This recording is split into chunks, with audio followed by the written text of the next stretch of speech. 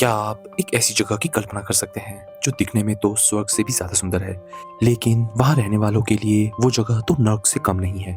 एक ऐसा आइलैंड जहाँ देवताओं को कैद किया जाता है और जहाँ मौत के बाद भी आज़ादी नहीं मिलती। शीलियांग आइलैंड एक ऐसी जेल जहाँ से निकलने का रास्ता सिर्फ खून और बलिदान से होकर गुजरता है। आज की कहानी एक ऐसे ही लड़के की है जो किस्मत की लकीरों को मिटाने निकला है। दोस्तों, एपिसोड से पहले हम ये जानते हैं कि सीलियांग आइलैंड है क्या। तो सीलियांग आइलैंड कोई आम आइलैंड नहीं है। ये एक ऐसी जगह है जहाँ पर देवताओं को और इमॉर्टल लोगों को कैद किया जाता है, जहाँ पर उन्हें उनकी गुनाहों की सज़ा दी जाती है। यहाँ पर रहने वाले लोग अमर तो ज़रूर हैं, लेकिन उनकी सारी शक्तियाँ छीन ली गई हैं। इस आइलैंड की चारों तरफ सी ऑफ ऑब्लिवियन है, जो एक बहुत ही बड़ा समुद्र है जिसके आर पार कुछ भी नहीं है। एक ऐसा समुद्र जिसका पानी किसी भी इमॉर्टल को राख में बदल सकता है। सदियों से यहाँ के लोग उम्मीद में जी रहे हैं कि एक दिन रिडेम्पशन डे नाम का दिन आएगा। वो दिन जब सितारे एक लाइन में आएंगे और शायद कोई यहाँ से निकलने में कामयाब हो पाए। हमारा सीन शुरू होता है और हमें शीलियांग आइलैंड के अंदर कुछ लोग दिखाए जाते हैं और हमें उन्हें देखकर ये साफ पता चल रहा है कि ये तो सब छोटे छोटे बच्चे हैं। पर तभी हमें उनमें से एक बड़ा आदमी भी दिखता है जो अपने हाथ में किसी अजीब ही क्यूब जैसी चीज़ को खोलने की कोशिश करता है। कि तभी हमें ये दिखता है कि वो उसे खोलने में कामयाब रहता है और अचानक से हमें ये दिखता है कि उस क्यूब जैसी चीज़ से एक बहुत ही बड़ी मैजिकल फ्लेम निकलती है जो सीधा शीलियांग आइलैंड के बैरिकेड्स को तोड़ने की कोशिश करती है। और हमें ये दिखता है कि कैसे उस सील के निकलने के बाद शीलियांग आइलैंड के सभी लोग एकदम पॉज हो जाते हैं और हमें ये देखकर साफ-साफ पता चल रहा है कि कैसे वहाँ पर समय रुक सा गया है, सिवाय उन सब लोगों के। और तभी अचानक से आखिरकार वो इंसान वो बैरिकेड तोड़ने में कामयाब रहता है, जिसके बाद हमें ये दिखता है कि सी ऑफ ओब्लिवियन का पानी पूरे आइलैंड पर फैलने लगता है। और हमें ये दिखता है कि कैसे बहुत सारे लाचारा लोग कुछ कर भी नहीं पाते, क्योंकि वो तो अपने समय में ही कैद होते हैं और वो पानी हल्के-हल्के उन सब इमॉर्टल्स को जलाता जाता है जो भी उन्हें छूता है। और तभी हमें वो इंसान भी दिखता है जो बार-बार यही बोल रहा होता है कि कैसे वो सिर्फ चंद पल दूर है इस पूरे आइलैंड से निकलने के। और तभी अचानक से हमें एक और लड़की दिखाई जाती है जो उन सब लोगों को ही देख रही होती है और वो उनको देखकर ये बोलती है, अगर यही आखिरी रास्ता है हमारा इस कैद से बाहर निकलने का, तो मुझे नहीं निकलना है। और हमें दिखता है कि ये कहकर वो लड़की सीधा सी ऑफ ऑब्लिवियन में कूद जाती है। पर तभी वो इंसान अपना जादू सब रोक कर सीधा उस लड़की के पीछे अपने मैजिकल शक्ति से जाने लगता है। कि तभी हमें दिखता है कि वो उस लड़की को पकड़ने में नाकामयाब रहता है। पर तभी हमें दिखता है कि उस इंसान के पीछे एक लड़का भी आता है जो सीधा उस इंसान और उस लड़की को पकड़ने की कोशिश करता है और उसके पीछे-पीछे एक छोटी लड़की भी आती है। पर हमें तो ये दिखता है कि वो छोटी लड़की उन तीनों लोगों को पकड़ने में नाकामयाब रहती है और हमें दिखता है कि शायद उन तीनों ने अपनी जान गंवा दी है, जिससे वो छोटी बच्ची बहुत ही ज़्यादा उदास होकर चिल्लाने लगती है। कि तभी अचानक से हमें ये दिखता है कि उस क्यूब का मैजिक भी कम हो जाता है, जिसकी वजह से शीलियांग आइलैंड वापस अपना बैरिकेड बना लेता है और वो जादुई क्यूब भी वापस नॉर्मल हो जाता है, जिससे शीलियांग आइलैंड के सभी लोग वापस अपने होश में आ जाते हैं। और तभी हमें ये दिखता है कि पूरे आइलैंड पर एक आवाज़ फैलने लगती है जो ये बोलती है, जिन्होंने भागने की कोशिश करी थी उन्होंने अपनी जान ले ली है। ये तुम सब लोगों की आखिरी वार्निंग है। अगर तुम्हें ग्रेट रिडेम्पशन की तैयारी करनी है तो जितने ज़्यादा अच्छे कर्म कर सकते हो उतने करो, क्योंकि तुम्हारा वो खास दिन पास आने वाला है। तुम सबको कोई गलत काम नहीं करना है। आशा करता हूँ तुम्हें मेरी बातें समझ आ रही होंगी। और हमें ये दिखता है कि ये सब चीज़ें सभी आइलैंड वाले बहुत ही गौर से सुन रहे होते हैं। कि तभी हमारा सीन शिफ्ट हो जाता है और हमें ये पता चलता है कि कैसे इस घटना को पूरे 10 साल बीत गए हैं। और तभी आज के समय में हमें एक इंसान दिखता है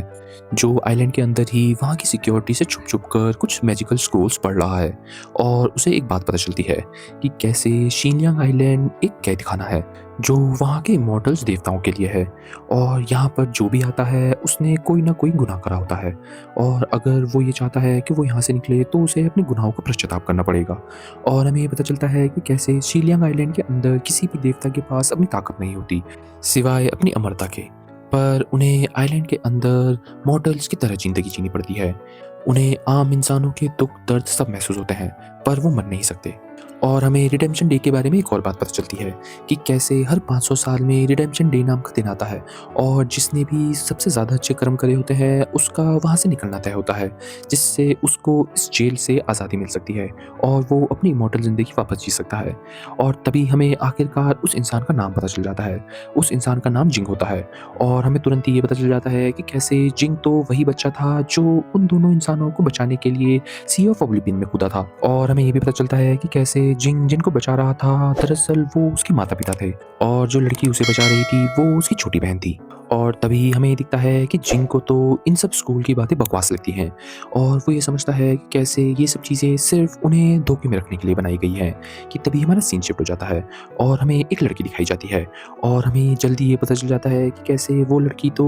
जिंग की छोटी बहन है जो अब बहुत ज़्यादा बड़ी हो चुकी है, जिसका नाम टूली होता है। और हमें दिखता है कि टूली तो एक बहुत ही बड़ी बोट बना रही होती है और वो उस बोट के अंदर कुछ ढूंढ रही होती है। कि तभी हमारा सीन वापस शिफ्ट हो जाता है और हमें वापस जिंग दिखाया जाता है और हमें दिखता है कि जिंग के उस जगह पर घूमने के दौरान उसे अचानक से एक बुक दिखती है और वो उस बुक को खोलने की कोशिश करता है।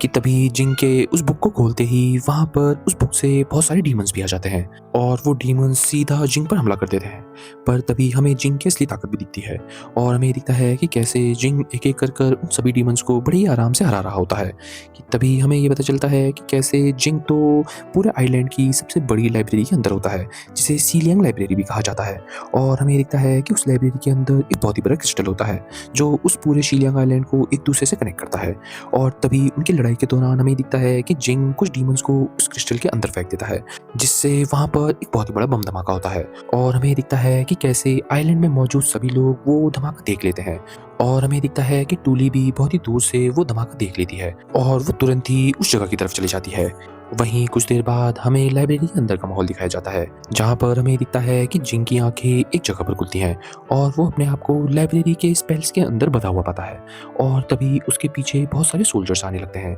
और हमें दिखता है कि जिंग समय रहते वहाँ से भागने में कामयाब रहता है। तभी हमारा सीन शिफ्ट हो जाता है और हमें आइलैंड का मीटिंग हॉल दिखाया जाता है जहाँ पर हमें ये दिखता है कि पूरे आइलैंड के कुछ एल्डर्स साथ में मिलकर वहाँ पर बातें कर रहे होते हैं। तभी हमें एक एल्डर जिसका नाम मुआई होता है वो दिखाई जाती है जो बाकी सब लोगों को ये बता रही होती है कि कैसे लाइब्रेरी में एक बहुत ही बड़ा बम धमाका हो रखा है, जिसकी वजह से वहाँ का बहुत ही पुराना और प्राचीन रिकॉर्ड्स भी तबाह हो गए हैं। और हमें मुहाई से ये भी पता चलता है कि कैसे ये चीज़ें बहुत ही बड़े सीन के अंदर आती हैं और अब मुहाई और बाकी सब लोग बहुत ही ज़्यादा टेंशन में हैं कि वो लोग अपना पॉजिटिव कर्मा कैसे बढ़ाएंगे। पर तभी हमें वहाँ टूली भी दिखाई जाती है जो चुपके से मीटिंग हॉल के अंदर सभी लोगों की बातें सुन रही होती हैं। कि अचानक से हमें ये दिखता है कि टूली की मुलाकात एक और लड़के से होती है जिसका नाम लिंगलोंग होता है और हमें ये दिखता है कि कैसे टूली और लिंगलोंग आपस में एक दूसरे को जानते हैं। और हमें दिखता है कि टूली लिंगलोंग से वहाँ का हालचाल पूछती है और उससे पूछती है कि आखिर वहाँ पर हुआ क्या। पर लिंगलोंग टूली को ये बताता है कि कैसे अगर उसे ये सब चीज़ें पता होती तो वो यहाँ पर मीटिंग हॉल में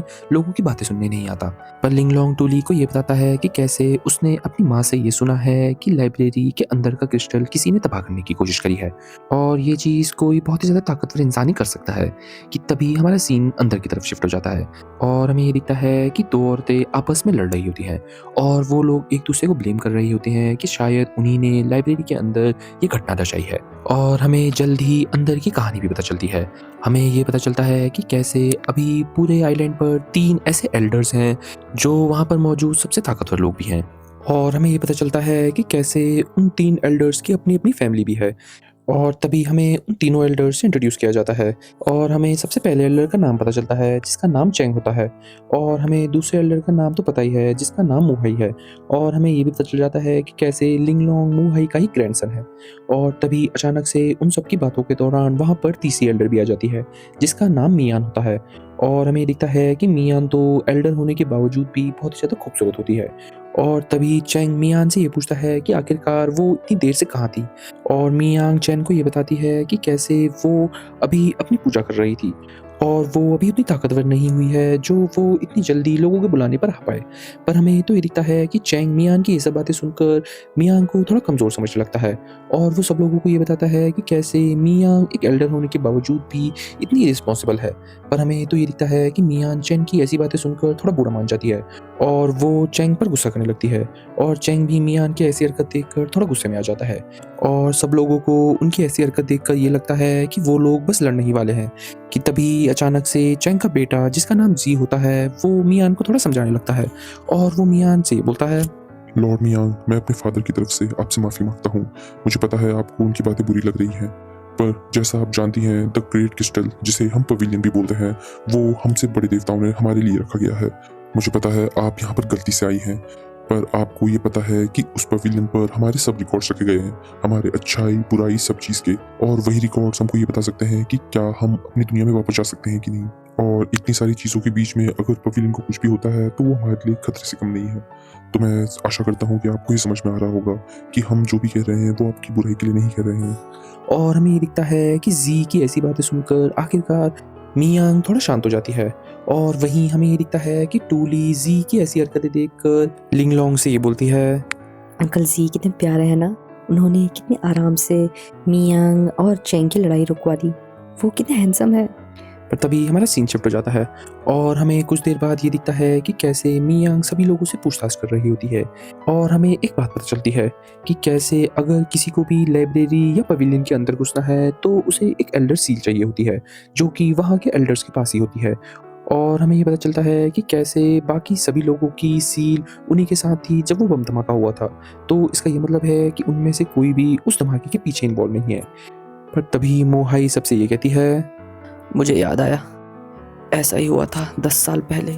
जब हमारे साथ एक बहुत ही भयानक हादसा हुआ था। उस शेंग फैमिली के आदमी को सील की ज़रूरत नहीं थी हमारे पवेलियन में घुसने के लिए। मुझे कुछ तो बुरा लग रहा है। पर हमें तो ये दिखता है कि चेंग और बाकी सब लोग मोहाई को ये समझाने लगते हैं कि कैसे शेंग फैमिली के तीनों लोग उसी हादसे में मारे गए थे और बची हुई टूली को वहाँ पर मौजूद किसी एक इंसान ने अडॉप्ट कर लिया था, क्योंकि वो भी खुद एक इंसान है जिसे शेंग फैमिली जो इमोर्टल्स थी उन्होंने ही अडॉप्ट करा था। और हमें दिखता है कि कैसे टूली सब लोगों की ऐसी बातें सुनकर थोड़ा उदास होने लगती है कि तभी अचानक से टूली के पीछे एक लड़की आ जाती है और हमें ये पता चलता है कि वो लड़की और कोई नहीं लिंगलोंग की बड़ी बहन है जिसका नाम लिंगशी है। और हमें ये दिखता है कि लिंगशी लिंगलोंग को थोड़ा डांटती है कैसे वो ऐसे मीटिंग हॉल के बाहर लोगों की बातें सुन रहा है। और तभी लिंगशी टूली से ये बोलती है, टूली, मुझे पता है तुम चुपचाप से हम सब की बातें सुनती हो, पर अब मैं तुम्हें फिर से बताने वाली हूँ, अब ये तुम्हारी जगह नहीं रही, तुम्हें हमारी बातों में इन्वॉल्व नहीं होना चाहिए। तो अभी भी समय है, तुम यहाँ से चले जाओ। और हमें दिखता है कि टूली लिंगशी की ऐसी बातें सुनकर थोड़ा उदास होती है कि तभी अचानक से वहाँ पर बहुत सारे गार्ड्स आ जाते हैं और हमें दिखता है कि वो सब गार्ड्स टूली लोगों को मीटिंग हॉल के अंदर लेकर जाने लगते हैं। और हमें टूली को देखकर ये साफ साफ पता चल रहा है कि वो उन सब एल्डर से बहुत ही ज़्यादा डरी हुई है। वहीं हमें ये दिखता है कि लिंगलोंग के माँ बाप सीधा लिंगलोंग और लिंगशी को वापस मीटिंग हॉल से बाहर लेकर जाने लगते हैं कि तभी कुछ देर बाद हमें दिखता है कि उन सब लोगों के जाने के बाद अचानक से चेंग अपनी ताकतें यूज़ कर सीधा टूली को पकड़ लेता है। और हमें दिखता है कि चेंग तो बहुत ही ज़्यादा गुस्से में टूली से ये पूछता है कि क्या वही तो नहीं थी जो पवेलियन के हमले में शामिल थी। पर हमें ये दिखता है कि टूली इन सब चीज़ों से साफ मनाही कर देती है और वो ये बताती है कि कैसे वो एक मॉडल होने के बावजूद भी पवेलियन के अंदर ज़्यादा तोड़फोड़ नहीं कर सकती क्योंकि उसके पास जादुई ताकतें नहीं हैं। और हमें दिखता है कि जी भी टूली की ये सब बातें सच मानता है और वो चेंग को मनाने लगता है कि कैसे टूली सच बोल रही है। और वो चेंग को ये बताता है कि कैसे टूली भले ही मॉडल है और उस पर आइलैंड का कोई भी नियम काम नहीं आता है, पर टूली ऐसा कभी भी नहीं करेगी जिससे वहाँ के एल्डर्स को कोई नुकसान हो, क्योंकि टूली को खुद वहाँ के एक पुराने एल्डर जिसका नाम एल्डर हैंग होता है उसने ही अडॉप्ट करा होता है और टूली हैंग को अपना ग्रैंडफादर मानती है। और हमें दिखता है कि जी चेंग को ये भी बताता है कि अगर हैंग को ये सब चीज़ें पता चल गई तो हैंग उनके लिए मुसीबत बन सकता है। और हमें दिखता है कि आखिरकार चेंग ये सब बातें सुनकर टूली को आज़ाद कर देता है। और हमें दिखता है कि टूली आज़ाद होने के बाद ये महसूस करने लगती है कि कुछ लोग उसे जज कर रहे हैं और कैसे टूली हैंग के नाम का फ़ायदा उठा रही है। तभी हमारा सीन शिफ्ट हो जाता है और हमें घायल जिंग एक जंगल में जाता हुआ दिखाई जाता है, जहाँ पर हम ये देखते हैं कि जिंग की हालत सच में बहुत ज़्यादा खराब होती है और वो बेहोश होने ही वाला होता है कि अचानक से वो जंगल के बीचों बीच एक घर देखता है और वो सीधा उस घर के अंदर चले जाता है। पर तभी कुछ देर बाद हमें दिखता है कि भागती हुई टूली भी उस घर में पहुंच जाती है और हमें ये पता चलता है कि कैसे वो एल्डर हैंग का घर है। और हमें ये दिखता है कि टूली चुपचाप से दबे पांव अपने ग्रैंडपा को देख रही होती है कि कहीं वो जागे तो नहीं है, पर उसे ये पता चल जाता है कि अभी हैंग नहीं जागा है, तो वो आराम करने चली जाती है। तभी हमें दिखता है कि हैंग के कमरे में कुछ खून के निशान होते हैं और वो किसी एक जगह जा रहे होते हैं। तो एनिमल लवर्स, एपिसोड शुरू होते ही हमें टूली का हल्का सा पास दिखाया जाता है कि कैसे टूली सच में अपने माता पिता के गुजरने के बाद बहुत ही ज़्यादा तकलीफ में थी और हमें दिखता है कि वो चीज़ उसको आज तक हॉन्ट कर रही है। और तभी हमें दिखता है कि जी के द्वारा टूली को एल्डर से बचाने के बाद जी और टूली आपस में हल्की सी बातचीत करते हैं और हमें जी से पता चलता है कि कैसे टूली सच में बहुत ही ज़्यादा मुसीबत में हो सकती थी। और हमें ये पता चलता है कि कैसे जी भी ये चाहता है कि टूली अपना ख्याल रखे और वो टूली को और भी ज़्यादा सावधानी बरतने को कहता है। और वो उसे ये बताता है कि कैसे अभी सभी एल्डर्स को ये शक हो रहा है कि शेंग फैमिली में से कोई ना कोई इंसान तो बच गया है और वही इंसान है जिसने उनके सीक्रेट लाइब्रेरी या पवेलियन पर हमला करने की कोशिश करी है। और हमें दिखता है कि टूली खुद भी ये चीज़ जानना चाहती है कि आखिरकार पवेलियन पर हमला कर कौन सकता है। और हमें दिखता है कि टूली तो यही सब बातें सोचते हुए अपने घर को साफ कर रही होती है कि तभी हमें दिखता है कि टूली को तो ग्रैंडपा हैंक के वहाँ से बहुत ही ज़्यादा अजीब आवाज़ आने लगती है। और टूली इन सब चीज़ों का पता करने के लिए ग्रैंडपा हैंक के कमरे में जाने की कोशिश करती है, पर हमें तो ये दिखता है कि ग्रैंडपा हैंक टूली को साफ मना कर देते हैं और उसे ये बताते हैं कि कैसे उन्हें अभी शांति चाहिए और वो नहीं चाहते कि कोई भी उनके कमरे में आए। और हमें दिखता है कि टूली को कहीं ना कहीं ये बात थोड़ा सा अजीब लगती है और ऐसे ही करते हुए कुछ देर बीत जाती है और हमें दिखता है कि टूली अपने लिए और ग्रैंडपा के लिए खाना लेकर आती है। पर हमें तो ये दिखता है कि ग्रैंडपा हैंक तो अभी तक अपने कमरे से बाहर नहीं आए हैं और वो अपने कमरे के अंदर बैठ के ही टूली से बातें कर रहे हैं। और हमें दिखता है कि टूली को अब ग्रैंडपा हैंक पर और भी ज़्यादा शक होने लगता है, जिससे टूली सीधा ग्रैंडपा हैंक को अपने कमरे से बाहर बुलाने लगती है। और आखिरकार हमें पहली बार ग्रैंडपा हैंक की शक्ल दिखाई जाती है और वो टूली से ये बोलते हैं, टूली, मैं तुम्हें कहा ना मुझे अभी शांति की जरूरत है, तो मैं तुमसे आखिरी बार कह रहा हूँ, मुझे डिस्टर्ब मत करो। और हमें दिखता है कि टूली तो ग्रैंडपा हैंक की एक भी बात नहीं सुनती और वो ग्रैंडपा हैंक को चकमा देकर सीधा उनके कमरे के अंदर घुस जाती है। पर हमें तो ये दिखता है कि टूली को उनके कमरे में कुछ भी अजीब नहीं दिखता। उल्टा ग्रैंडपा टूली पर बहुत नाराज हो जाते हैं और उसे अपने कमरे से बाहर कर देते हैं, जिससे टूली थोड़ा उदास हो जाती है। तभी हमारा सीन शिफ्ट हो जाता है और हमें एल्डर मुहाई को दिखाया जाता है, जो लिंगलोंग की माँ जिसका नाम जू होता है उससे बात कर रही होती है। और हमें मुहाई की बातों से साफ साफ पता चल रहा है कि उसे अब पवेलियन के हमले पर सीधा चेंग पर शक है। और हमें मुहाई से एक और बात पता चलती है कि कैसे 10 साल पहले जब टूली के माँ बाप ने शियांग आइलैंड का एक बहुत ही बड़ा रूल तोड़ा था, मुहाई के परिवार के 2 लोग, उसका पोता लिंगलोंग और उसकी पोती लिंगजी, बहुत ही ज़्यादा घायल हो गए थे। और हमें ये पता चलता है कि कैसे लिंगलोंग की तो हालत सच में बहुत ज़्यादा ख़राब हो गई थी और वो अब बिल्कुल भी नहीं चाहती कि वो हादसा फिर से दोहराए। पर हमें तभी मुहाई से चेंग के बारे में एक और बात पता चलती है। हमें ये पता चलता है कि कैसे मुहाई को ये लगता है कि चेंग के मन में ये चल रहा है कि कैसे उसने पिछले 100 सालों में बहुत ही गलत काम करे हैं और उसे ये लगता है कि अब रिडेम्पशन डे भी उसे वापस शिलांग आइलैंड से बाहर नहीं निकाल सकता। और ये सब काफ़ी नहीं था कि उसे शेंग फैमिली से भी बहुत नफरत होती है और तभी वो टूली को मारना चाहता है और शायद उसी ने ये षड्यंत्र रचा है जिससे वो टूली को इस चीज़ में फंसाकर अपना बदला पूरा कर पाए। पर हमें ये दिखता है कि मोहाई को ये नहीं पता कि वो शेंग फैमिली से इतनी नफरत करता क्यों है। और आखिरी में मोहाई जू से ये बोलती है, शो, अब हम अपने देवताओं को और निराश नहीं कर सकते। अब चाहे कुछ भी हो जाए, हमें रिडेम्पशन डे का इंतज़ार करना ही होगा और अब अगर कुछ भी गलत होता है तो हमारे लिए अच्छी बात नहीं होगी। भले ही चेंग को रिडेम्पशन डे पर भरोसा ना हो, पर मुझे तो है। और एक बार हमारी फैमिली इस नर्क से बाहर निकल जाती है, उसके बाद इस आइलैंड में जो भी हो हमें उससे कोई फ़र्क नहीं पड़ेगा।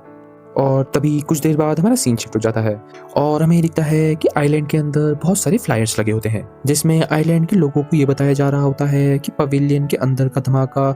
बस उनके फायरवर्क्स का टेस्ट था, जो वो अपने देवताओं को खुश करने के लिए रिडेम्पशन डे में लगाने वाले हैं। पर हमें तो ये दिखता है कि आइलैंड के लोगों को तो इस चीज़ पर बिल्कुल भी भरोसा नहीं होता और उन्हें कुछ ना कुछ तो गलत लग रहा होता है।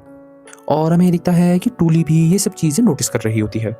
और तभी टूली एक और चीज़ देखती है कि कैसे वहाँ के एल्डर्स ने सब लोगों को ये बताना शुरू कर दिया है कि कैसे 1 साल बाद रिडेम्पशन डे आने वाला है, तो वो लोग 1 साल तक लगातार वहाँ के देवताओं की पूजा करेंगे और उनको उन पूजाओं के लिए कुछ सामग्री भी चाहिए होगी। तो वो ये चाहते हैं कि आइलैंड के सभी लोग वो सामग्रियाँ एल्डर्स को पहुँचाएँ। पर हमें तो ये दिखता है कि टूली को एल्डर्स की ये सब बातें बकवास लग रही होती हैं और वो ये समझने की कोशिश कर रही होती है कि आखिरकार एल्डर्स इतनी बड़ी बात छुपाना क्यों चाहते हैं। और ऐसे ही करते हुए कुछ देर बाद हमें दिखता है कि आइलैंड के सभी लोग एल्डर्स द्वारा मंगाई गई सामग्री देखने लगते हैं, जिसमें बहुत सारी अलग अलग जादुई चीज़ें होती हैं। और हमें एक इंसान से ये पता चलता है कि कैसे ये सब जादुई चीज़ें बस 1 साल तक टिकेंगी, जब तक उनका रिडेम्पशन डे नहीं आ जाता। उसके बाद उन्हें फिर से अगले रिडेम्पशन डे के लिए और भी ज़्यादा नई चीज़ें ढूंढनी पड़ेंगी। और तभी अचानक से हमें दिखता है कि सब लोगों का ध्यान एक मैजिकल क्यूब पर जाता है और सबको ये समझ नहीं आता कि आखिरकार वो क्यूब है क्या। पर तभी टूली की नज़र भी उस क्यूब के ऊपर चली जाती है और आखिरकार हमें पता चलता है कि ये तो वही क्यूब है जो हमें स्टार्टिंग के एपिसोड में दिखाया गया था, जिसकी वजह से 10 साल पहले वहाँ पर तबाही मची थी। और हमें दिखता है कि टूली उस क्यूब को देखकर अपने बचपन की बातें याद करने लगती है, जहाँ पर उसकी माँ उसे अपना एक बहुत ही प्यारा सा गिफ्ट देती है और उसके पापा भी उसे एक गिफ्ट देते हैं। और हमें पता चलता है कि कैसे टूली ने उनके गिफ्ट्स बहुत संभाल कर रखे हैं। और हमें आखिरी में ये भी पता चल जाता है कि दरअसल वो क्यूब टूली के भाई जिन का था। तभी हमारा सीन शिफ्ट हो जाता है और हमें जिंग दिखाया जाता है, जो एक बहुत ही बड़े जादुई जंगल से गुजर रहा होता है कि अचानक से उस पर कोई हमला कर देता है। पर तभी हमें ये दिखता है कि जिंग तो उस हमलावर को पहचान जाता है और हमें ये दिखता है कि वो हमलावर कोई और नहीं, शियांग आइलैंड की 3 एल्डर्स में से एक मियान ही होती है। और हमें जिन और मियान की बातों से साफ साफ पता चल रहा है कि वो लोग एक दूसरे को पहले से ही जानते हैं। पर तभी हमें ये दिखता है कि मियान तो सीधा जिंग पर हमला करने लगती है और वो जिंग पर हमला करते हुए उससे ये पूछने लगती है कि आखिरकार वो वापस उस आइलैंड पर आया क्यों है। और हमें ये दिखता है कि जिंग तो चुपचाप से मियांग से बात करने की कोशिश कर रहा होता है और वो उसके हमलों से बाल बाल बच रहा होता है कि आखिरी में हमें ये दिखता है कि जिंग मियान को एक बात बताता है कि कैसे उसने आइलैंड के अंदर के डिपार्चर रिकॉर्ड्स पता कर लिए हैं, वो रिकॉर्ड्स जिनमें ये लिखा गया था कि डिपार्चर डे में कौन कौन गया था। और हमें दिखता है कि ये बातें सुनकर मियान अपना हमला रोक देती है और आखिरकार हमें जिंग की बातों से ये पता चलता है कि मियान को भी ये पता था कि डिपार्चर डे या रिडेम्पशन डे बस एक बहाना है और वो बिल्कुल भी सच नहीं है, क्योंकि जिंग ने ये देख लिया है कि अभी तक रिडेम्पशन डे द्वारा किसी भी देवता को उसकी जगह वापस नहीं भेजा गया है। और जिंग मियान से ये पूछता है कि उसे ये सब पता था तो वो तब भी रिडेम्पशन डे की तैयारी क्यों करवा रही थी। कि तभी मियान जिंग की ये सब बातें सुनकर उसे पकड़ लेती है और उससे ये बोलने लगती है, जिंग, मैंने तुम्हें कितनी बार कहा था कि शेंग फैमिली की तबाही इस जगह के लिए एक बहुत ही बुरी बात है। और तुम्हें क्या लगता है मैं तुम्हें यहाँ देख रही हूँ तो कोई और नहीं देखेगा? तुम्हें पता है ना, अगर किसी ने तुम्हें यहाँ देख लिया तो तुम्हारी क्या हालत होगी। मैंने तुम्हें पहले भी फ़ोन करा था, मेरे प्लान के बीच में मत आओ। मुझे पता है मैं 1 साल बाद यहाँ से निकल जाऊँगी, तो तब तक तुम मेरे बीच में कभी आने की सोचना भी मत। पर हमें तो ये दिखता है कि जिंग मियान को ये बताने लगता है कि कैसे वो शायद ये सपना गलत देख रही है। कि तभी हमें ये दिखता है कि मियान जिंग की ऐसी बातें सुनकर बहुत ही ज़्यादा गुस्से में आ जाती है और उसे बहुत दूर जा फेंकती है, जिससे जिंग थोड़ा घायल हो जाता है। पर तभी हमें मियान की सॉफ्ट साइड भी दिखती है और हमें दिखता है कि मियान घायल जिंग के पास जाकर ये बोलती है, तुम कितने बड़े हो गए हो ना। सिर्फ 3 साल पहले की बात थी जब मैं तुम्हें बच्चा समझती थी, और अब देखो तुम खोजबीन करने लग गए हो, तुम सच जानना चाहते हो। पर मैं तुम्हें फिर से बता रही हूँ, अपनी सभी खोजबीन रोक दो। मैं नहीं चाहती कि तुम्हें फिर से वही सब झेलना पड़े जो तुमने 10 साल पहले झेला था। मुझे पता था 10 साल पहले जब मैंने तुम्हारी जान बचाई थी कि तुम अलग हो, पर प्लीज़ मुझे अपने आप को चोट पहुँचाने पर मजबूर मत करो और चुपचाप यहाँ से चले जाओ। तुम्हें पता है ना, मेरे अलावा यहाँ पर और भी एल्डर्स हैं। और हमें दिखता है कि इतना सब कहकर मियान जिंग को जंगल में अकेला छोड़कर वहां से चले जाती है और घायल जिंग मियान को बस जाता हुआ ही देख पाता है। तभी हमारा सीन वापस शिफ्ट हो जाता है और हमें टूली अपने परिवार वालों की आखिरी निशानी बड़ी संभाल के रखते हुए दिखाई जाती है। और तभी आखिरकार हमें उस क्यूब का नाम भी पता चल जाता है, जिसका नाम ऑल इंक्लूसिव क्यूब होता है। और तभी हमें टूली से एक और बात पता चलती है कि कैसे उसे हाल ही में ये पता चला है कि उसके परिवार की आखिरी निशानी ये क्यूब लाइब्रेरी के पवेलियन के अंदर ही रखा गया है और वो लोग अब उस क्यूब को बाहर दे रहे हैं। और हमें दिखता है कि टूली उस क्यूब को लेना चाहती है और हमें दिखता है कि टूली इसी खुशी में सीधा ग्रैंडपा हैंग के घर को अलविदा कहकर पवेलियन की तरफ चले जाती है। तभी हमारा सीन शिफ्ट हो जाता है और हमें एल्डर चेंग, उसकी बेटी जिसका नाम रैन होता है और उसके पोते जिसका नाम वी होता है और जी से बातें करते हुए दिखाया जाता है, जहाँ पर हमें दिखता है कि कैसे वी और रैन साथ में मिलकर चेंग को थोड़ा सुना रहे होते हैं, क्योंकि चेंग ने जू और मोहाई लोगों को ज्यादा ब्लेम नहीं करा पवेलियन के हमले के लिए। और तभी हमें दिखता है कि चेंग उन्हें बहुत ही गुस्से में शांत करा देता है और जी से उन्हें समझाने को बोलता है। कि तभी जी सबसे ये बोलता है, मुझे पता है तुम लोगों को ये लग रहा है कि हमारे फादर ने ये गलत करा है, पर तुम्हें ये चीज समझनी होगी, चेंग फैमिली की स्पेशलिटी आग है और पवेलियन में एक बहुत ही बड़ा आग का धमाका हुआ है। तो अभी सब लोगों का शक सिर्फ हम पे है, हम किसी भी और फैमिली या किसी और एल्डर्स को ब्लेम नहीं कर सकते। तुम्हें ये चीज समझनी होगी। तुम्हें ये चीज तो पता ही है कि अगले साल हमारा रिडेम्पशन डे आने वाला है, जिसके बाद हमारे नए एल्डर्स के लिए इलेक्शन होंगे और हमें ये सुनने में आया है कि मोहाई लोगों की फैमिली उस इलेक्शन में पार्ट नहीं लेगी। तो अभी अगर हम शांत रहते हैं तो वही हमारे लिए सबसे ज़्यादा अच्छा है, क्योंकि अगर अभी हमने किसी और पर ब्लेम डालने की कोशिश करी तो सब लोगों का शक हम पर जाएगा, जो हमारे लिए आने वाले इलेक्शन के लिए बहुत ही बड़ा खतरे की बात हो सकती है। और हमें दिखता है कि जी की ऐसी बातों पर चैंग एकदम एग्री करता है और रैन और वी लोगों को जी से कुछ सीखने को कहता है और सबसे ये बोलता है, सुनो, अब हमारा आखिरी समय आने वाला है। अब हम इस आइलैंड के रूल बदलने वाले हैं, पर उससे पहले हमें एक और इंसान से निपटना है, उस मियान से। वैसे तो वो एक नई मॉडल ही है जो भटकते हुए इस आइलैंड पर आ गई थी और पता नहीं कैसे उसे एल्डर्स चुन लिया गया, पर कोई ना, अगले साल वो तो इस रेस से बाहर होगी, हम उसको तब देख लेंगे। पर अभी के लिए हमें अपने गोल पर फोकस करना है।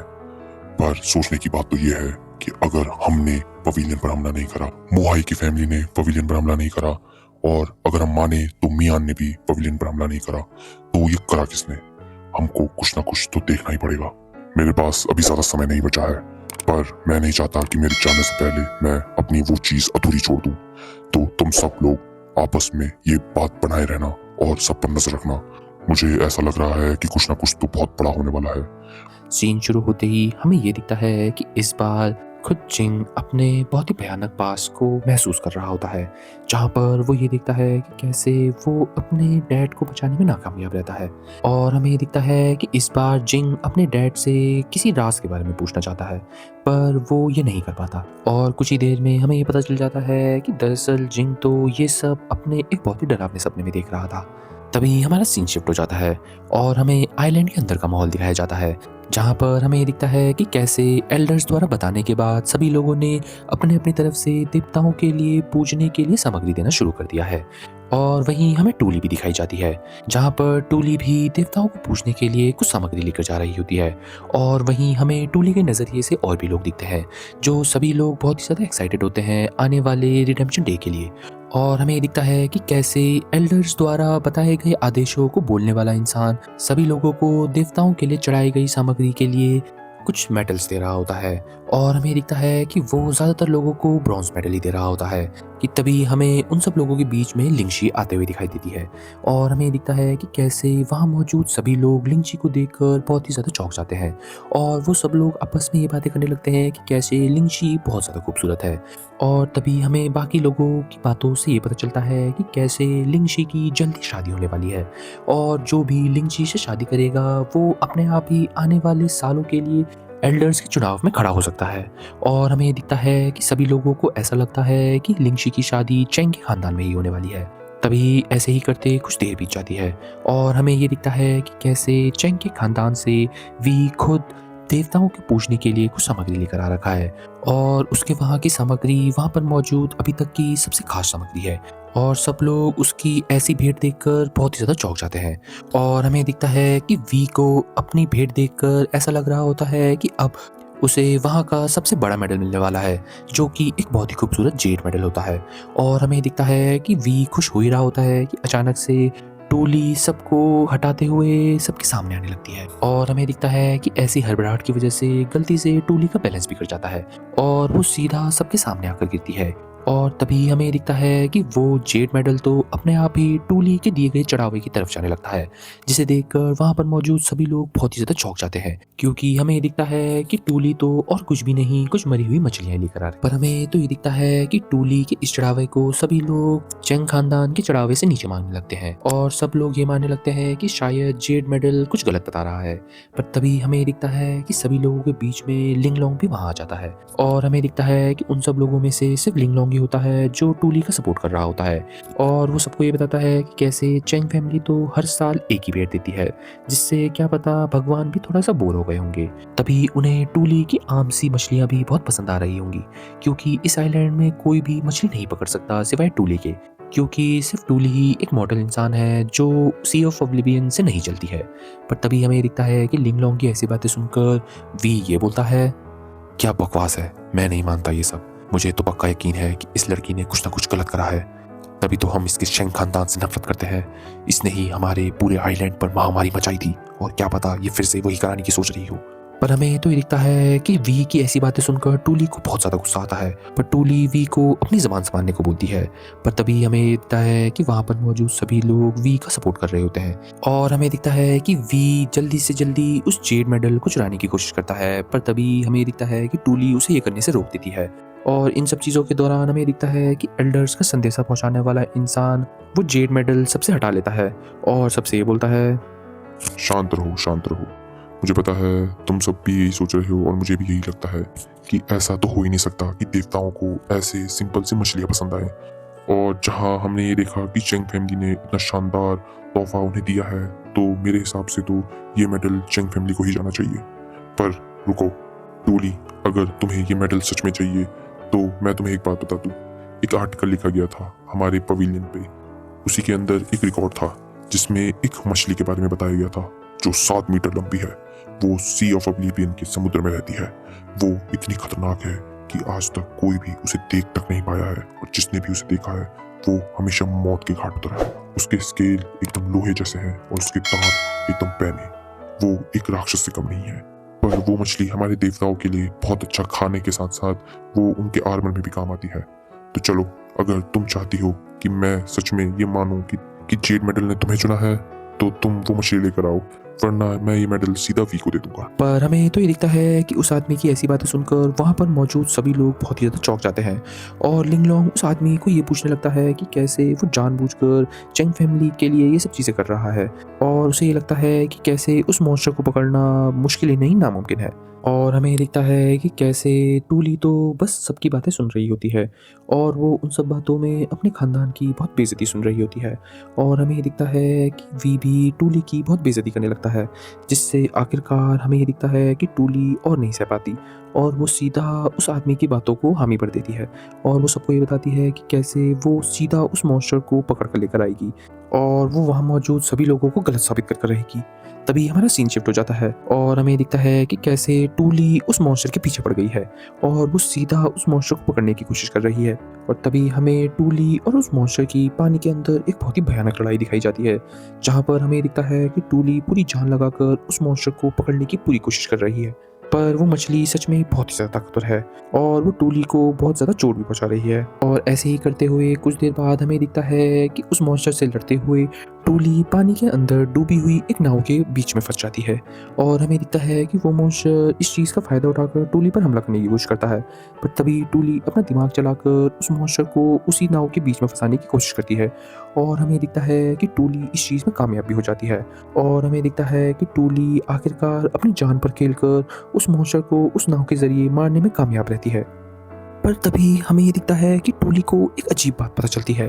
टूली उस डूबी हुई नाव के पास जाने की कोशिश करती है, जहाँ पर उसे ये महसूस होता है कि कैसे वो ये नाव जानती है और उसे कुछ ही देर में ये पता चल जाता है कि कैसे ये नाव तो उसके सगे पापा की थी। और हमें दिखता है कि कैसे टूली को अपने पुराने बचपन की बहुत ही हल्की हल्की यादें आने लगती है कि तभी अचानक से हमें दिखता है कि टूली को पानी के ऊपर से एक अजीबी चीज़ उसकी तरफ आते हुए दिखती है और हमें दिखता है कि टूली उस चीज़ को पकड़ लेती है। और हमें दिखता है कि कैसे टूली के उस चीज़ को पकड़ते ही पूरे समुद्र में एक बहुत ही बड़ी शॉक वेव आ जाती है और हमें दिखता है कि उस शॉक वेव के खत्म होने के बाद अचानक से टूली के सामने एक बेहोश आदमी सीधा पानी के अंदर कूद जाता है और टूली उस आदमी को देखकर उसे वापस पानी से बाहर निकाल लेती है। वहीं हमारा सीन शिफ्ट हो जाता है और हमें एल्डर चेंग को दिखाया जाता है जो जी से बात कर रहा होता है और वो उससे ये बोलता है,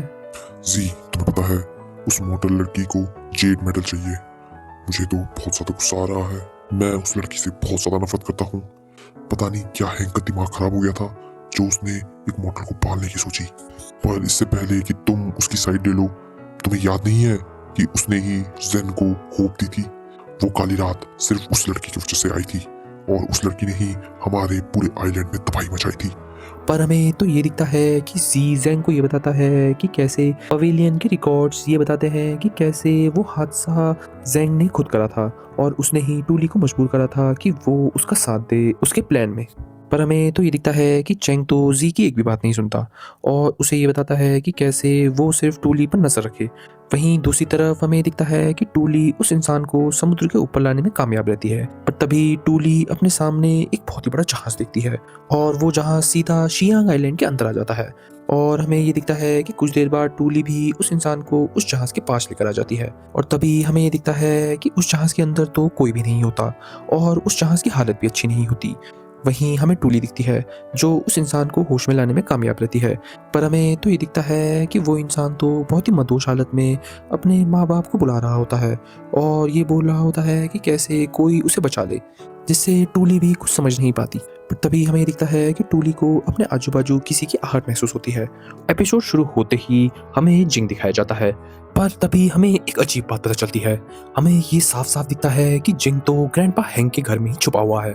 और हमें जिंग को देखकर ये साफ साफ पता चल रहा है कि वो ग्रैंडपा हैंग के घर में बहुत पहले से छुपा हुआ है। पर तभी हमें दिखता है कि जिंग टूली की एक किताब पढ़ने लगता है और हमें दिखता है कि जिंग बहुत ही अलग अलग तरीके की जादुई चीजें देख रहा होता है और ऐसे ही करते हुए तभी हमें जिंग के सामने जिंग का बचपन का रूप दिखाया जाता है और हमें ये पता चलता है कि कैसे जिंग अपने बचपन के रूप से ही बातें कर रहा होता है और हमें उन दोनों को देखकर ये पता चल रहा है कि जिंग ने अपने बचपन के रूप को एज अ इल्यूजन अपने सामने देखा है, जिससे वो अपनी पुरानी बातों की पूछताछ खुद से करने में कामयाब हो रहा है। और तभी हमें छोटे जिंग के द्वारा ये पता चलता है कि कैसे उनके फादर की एक बहुत ही ज़रूरी जादुई चीज़ शियांग आइलैंड के हॉल ऑफ प्रेयर के अंदर है। और ऐसे ही हमें ये दिखता है कि जिंग टूली की किताब पढ़ते हुए अपने फादर का वही जादुई इंस्ट्रूमेंट देखता है और उसे उस किताब के ज़रिए ये पता चलता है कि कैसे वो जादुई इंस्ट्रूमेंट शियांग आइलैंड की बाउंड्री को हिला कर रख सकता है, जिससे वहाँ से कोई भी इंसान बाहर जा सकता है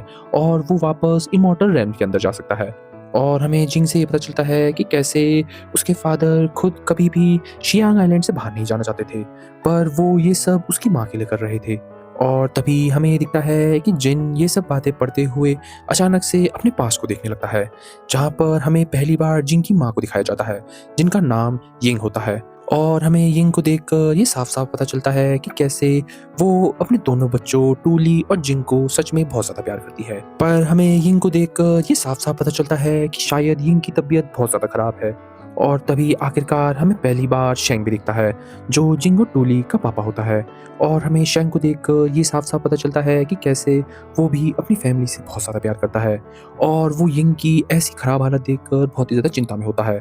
वहीं असल दुनिया में हमें ये दिखता है कि छोटा जिंग बड़े जिंग को ये बताता है कि कैसे 10 साल पुरानी बातों में से कुछ बातें एकदम सच हैं, जैसे उनके पापा शेंग ने ही आइलैंड में 10 साल पहले अपने जादुई हथियार से शियांग आइलैंड की बाउंड्रीज तोड़ने की कोशिश करी थी, जिससे वो जिंग की माँ यिन को शियांग आइलैंड से बाहर निकालने में कामयाब हो पाए।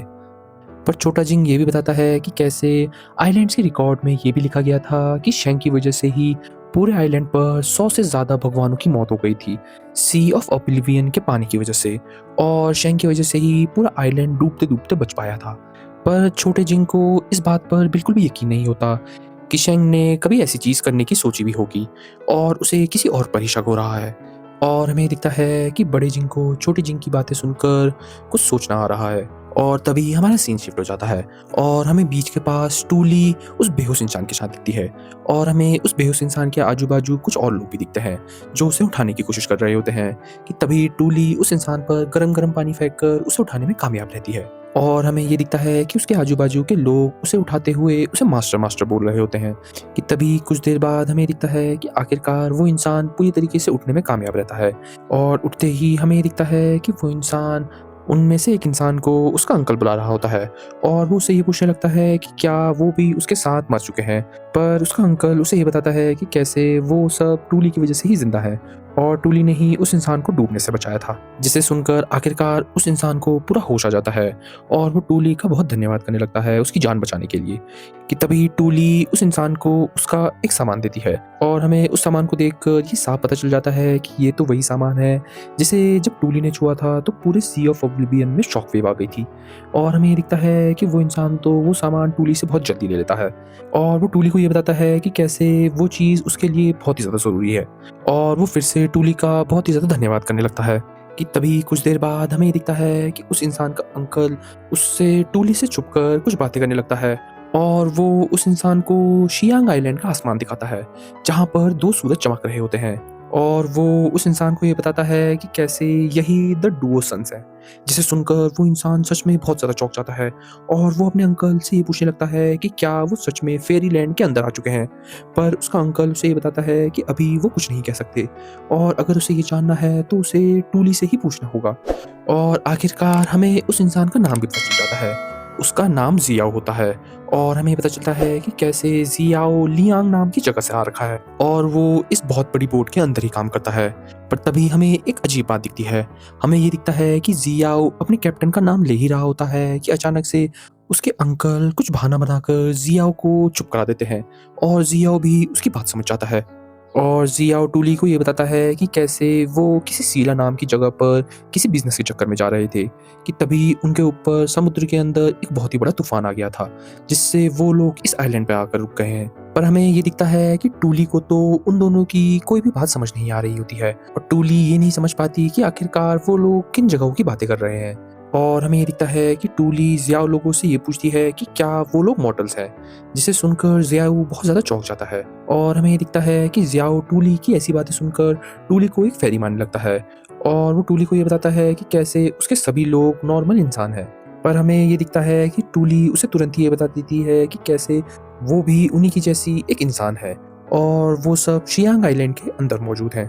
तभी हमारा सीन शिफ्ट हो जाता है और हमें वापस जिंग दिखाया जाता है जो छोटे जिंग से बातें कर रहा होता है। और तभी हमें छोटे जिंग से आखिरकार शेंग के मैजिकल इंस्ट्रूमेंट का नाम पता चलता है, जिसका नाम स्टार अरे होता है। और हमें ये भी पता चलता है कि कैसे जिंग जो ये किताब पढ़ रहा है दरअसल वो टूली की नहीं, उसके फादर शेंग की है। और हमें शेंग की किताब में ये भी पता चलता है कि कैसे उसके मैजिकल इंस्ट्रूमेंट स्टार अरे के बारे में ज़्यादा कुछ नहीं लिखा गया है। उसमें सिर्फ इतना लिखा गया है कि वो उन्हें कहाँ पहुँचा सकती है, जिसे देखकर वो दोनों ये समझ जाते हैं कि शेंग को इस स्टार अरे के बारे में ज़्यादा कुछ नहीं पता था और वो बस ये जानता था कि वो रे उन्हें कहाँ पहुँचा सकती है। तो उन दोनों को ये लगता है कि शायद शेंग को कोई मैनिपुलेट कर रहा था। और तभी अचानक से हमें ये दिखता है कि छोटा जिंग ये बताता है कि कैसे उसे सिर्फ एक ही इंसान पर शक है और वो इंसान कोई नहीं, ग्रैंडपा हैंग ही है। और हमें तभी जिंग के पास में ये दिखता है कि ग्रैंडपा हैंग यिंग और शेन को जानते थे और शायद ग्रैंडपा हैंग यिंग की बीमारी को ठीक भी कर रहे थे।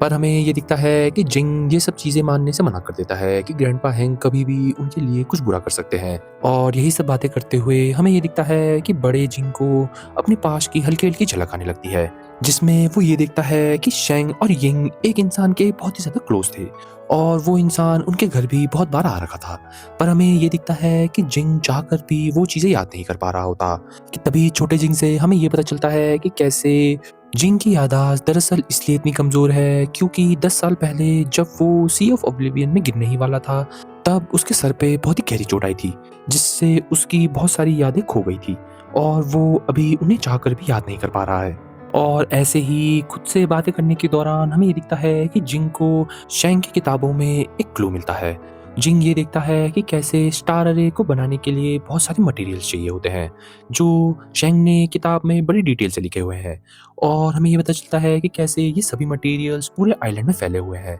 और हमें ये दिखता है कि जिंग ये सब चीज़ें देखकर ये सोचता है कि शायद अगर वो भी अपने फादर जैसे ही इन सब चीज़ों के पीछे जाता है तो क्या पता उसे कोई क्लू मिल सकता है। और अगर वो इन सब चीज़ों को जोड़कर वापस से एक स्टार अरे बना ले और उसे यूज़ कर कर ये साबित कर पाए कि उससे कुछ नहीं होता, तो वो अपने पिता शेंग पर लगाए गए झूठे इल्जामों को साफ से हटा सकता है। और हमें दिखता है कि जिंग की ये सब बातें सुनकर आखिरकार छोटा जिंग भी उसके सामने से गायब हो जाता है। अभी हमारा सीन वापस शिफ्ट हो जाता है और हमें वी दिखाई देता है जो अपने कुछ दोस्तों के साथ सी ऑफ ऑब्लिवियन के पास वाले बीच पर घूम रहा होता है। और हमें वी को देखकर ये साफ साफ पता चल रहा है कि वी अभी भी टूली की बातों से बहुत ही ज़्यादा गुस्से में है।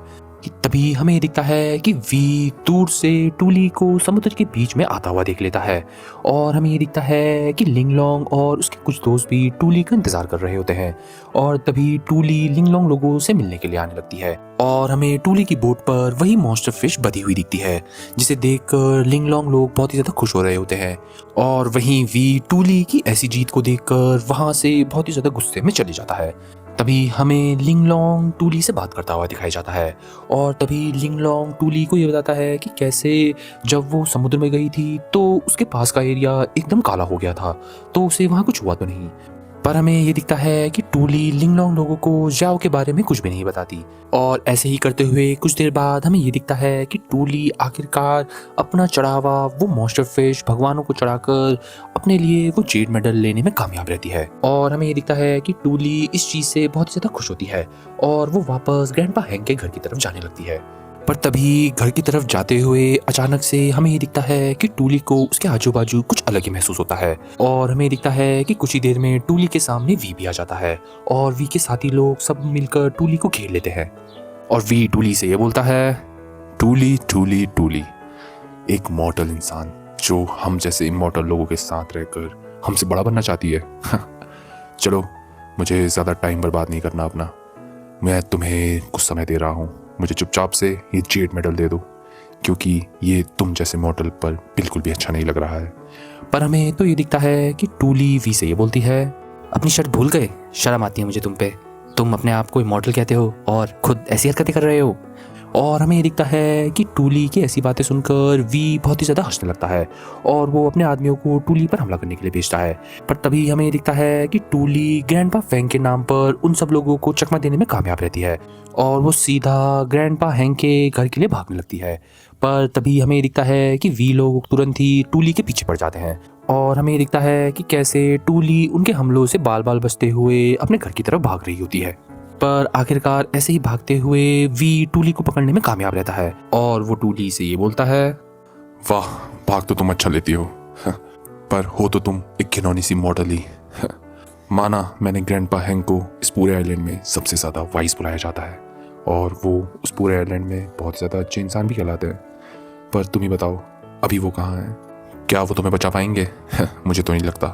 और हमें ये दिखता है कि ये सब कहकर वी टूली पर हमला करने ही वाला होता है कि अचानक से वहाँ पर वी का पापा जी भी आ जाता है और वो उसे रोक देता है और तभी वो सबके सामने आकर टूली से ये बोलता है, टूली, मुझे माफ़ कर देना, मेरे इस पागल बेटे की वजह से तुम्हें थोड़ी सी तकलीफ झेलनी पड़ी। तुमने साफ साफ ये जेड मेडल अपने आप कमाया है और तुम ही इसकी असली हकदार हो। तुम इसकी टेंशन मत लो, इसको तो मैं बताता हूँ। तुम अभी घर जाओ, यहाँ अंधेरा होने वाला है। और हमें दिखता है कि टूली जी की बातें मानकर वहाँ से चली जाती है और तभी जी वी से ये बोलने लगता है कि आखिरकार वो यहाँ पर कर क्या रहा है। और हमें ये जी से ये पता चलता है कि कैसे वो नहीं चाहता कि हैंग और उनके खानदान के बीच में कुछ भी लड़ाई हो और अगर ऐसा हुआ तो चेंग को इन सब बातों पर बहुत ही ज़्यादा गुस्सा आएगा।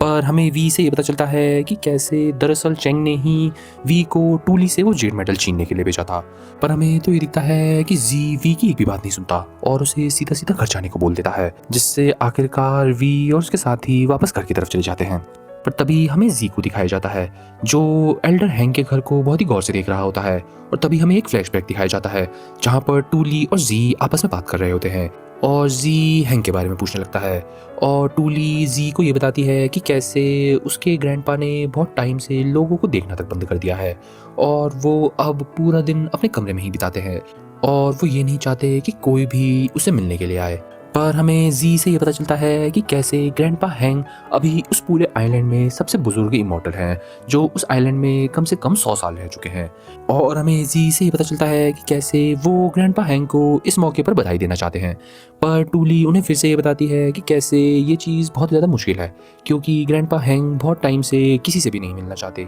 और टूली को ये नहीं लगता कि जी भी ग्रैंडपा हैंग से मिल पाएगा। और हमें दिखता है कि यही बातें सोचते हुए आखिरकार जी भी वहाँ से चले जाता है। तभी हमारा सीन वापस शिफ्ट हो जाता है और हमें जिंग को दिखाया जाता है जो शेंग की किताबें पढ़ते हुए खुद से ये बोल रहा होता है, अच्छा, तो मुझे ये सब चीज़ें अरेंज करनी पड़ेंगी, पर ये क्या है? अलग अलग रे के लिए अलग अलग मटेरियल चाहिए होते हैं। अब मैं इतने सारे मटेरियल कहाँ से लेकर आऊँगा? मुझे ये सब चीज़ें पहले ही सोचनी होगी क्योंकि अभी मेरे पास समय नहीं है। पर तभी हमें ये दिखता है कि आखिरकार टूली भी ग्रैंडपा हैंग के घर पहुंच जाती है और वो आते ही ग्रैंडपा हैंग को बहुत ही चिल्ला चिल्ला कर बुलाने लगती है और आखिरकार हमें एक अजीब बात पता चलती है। हमें ये दिखता है कि कैसे जिंग ग्रैंडपा हैंग की आवाज़ निकालकर टूली से हल्की हल्की बातचीत कर रहा होता है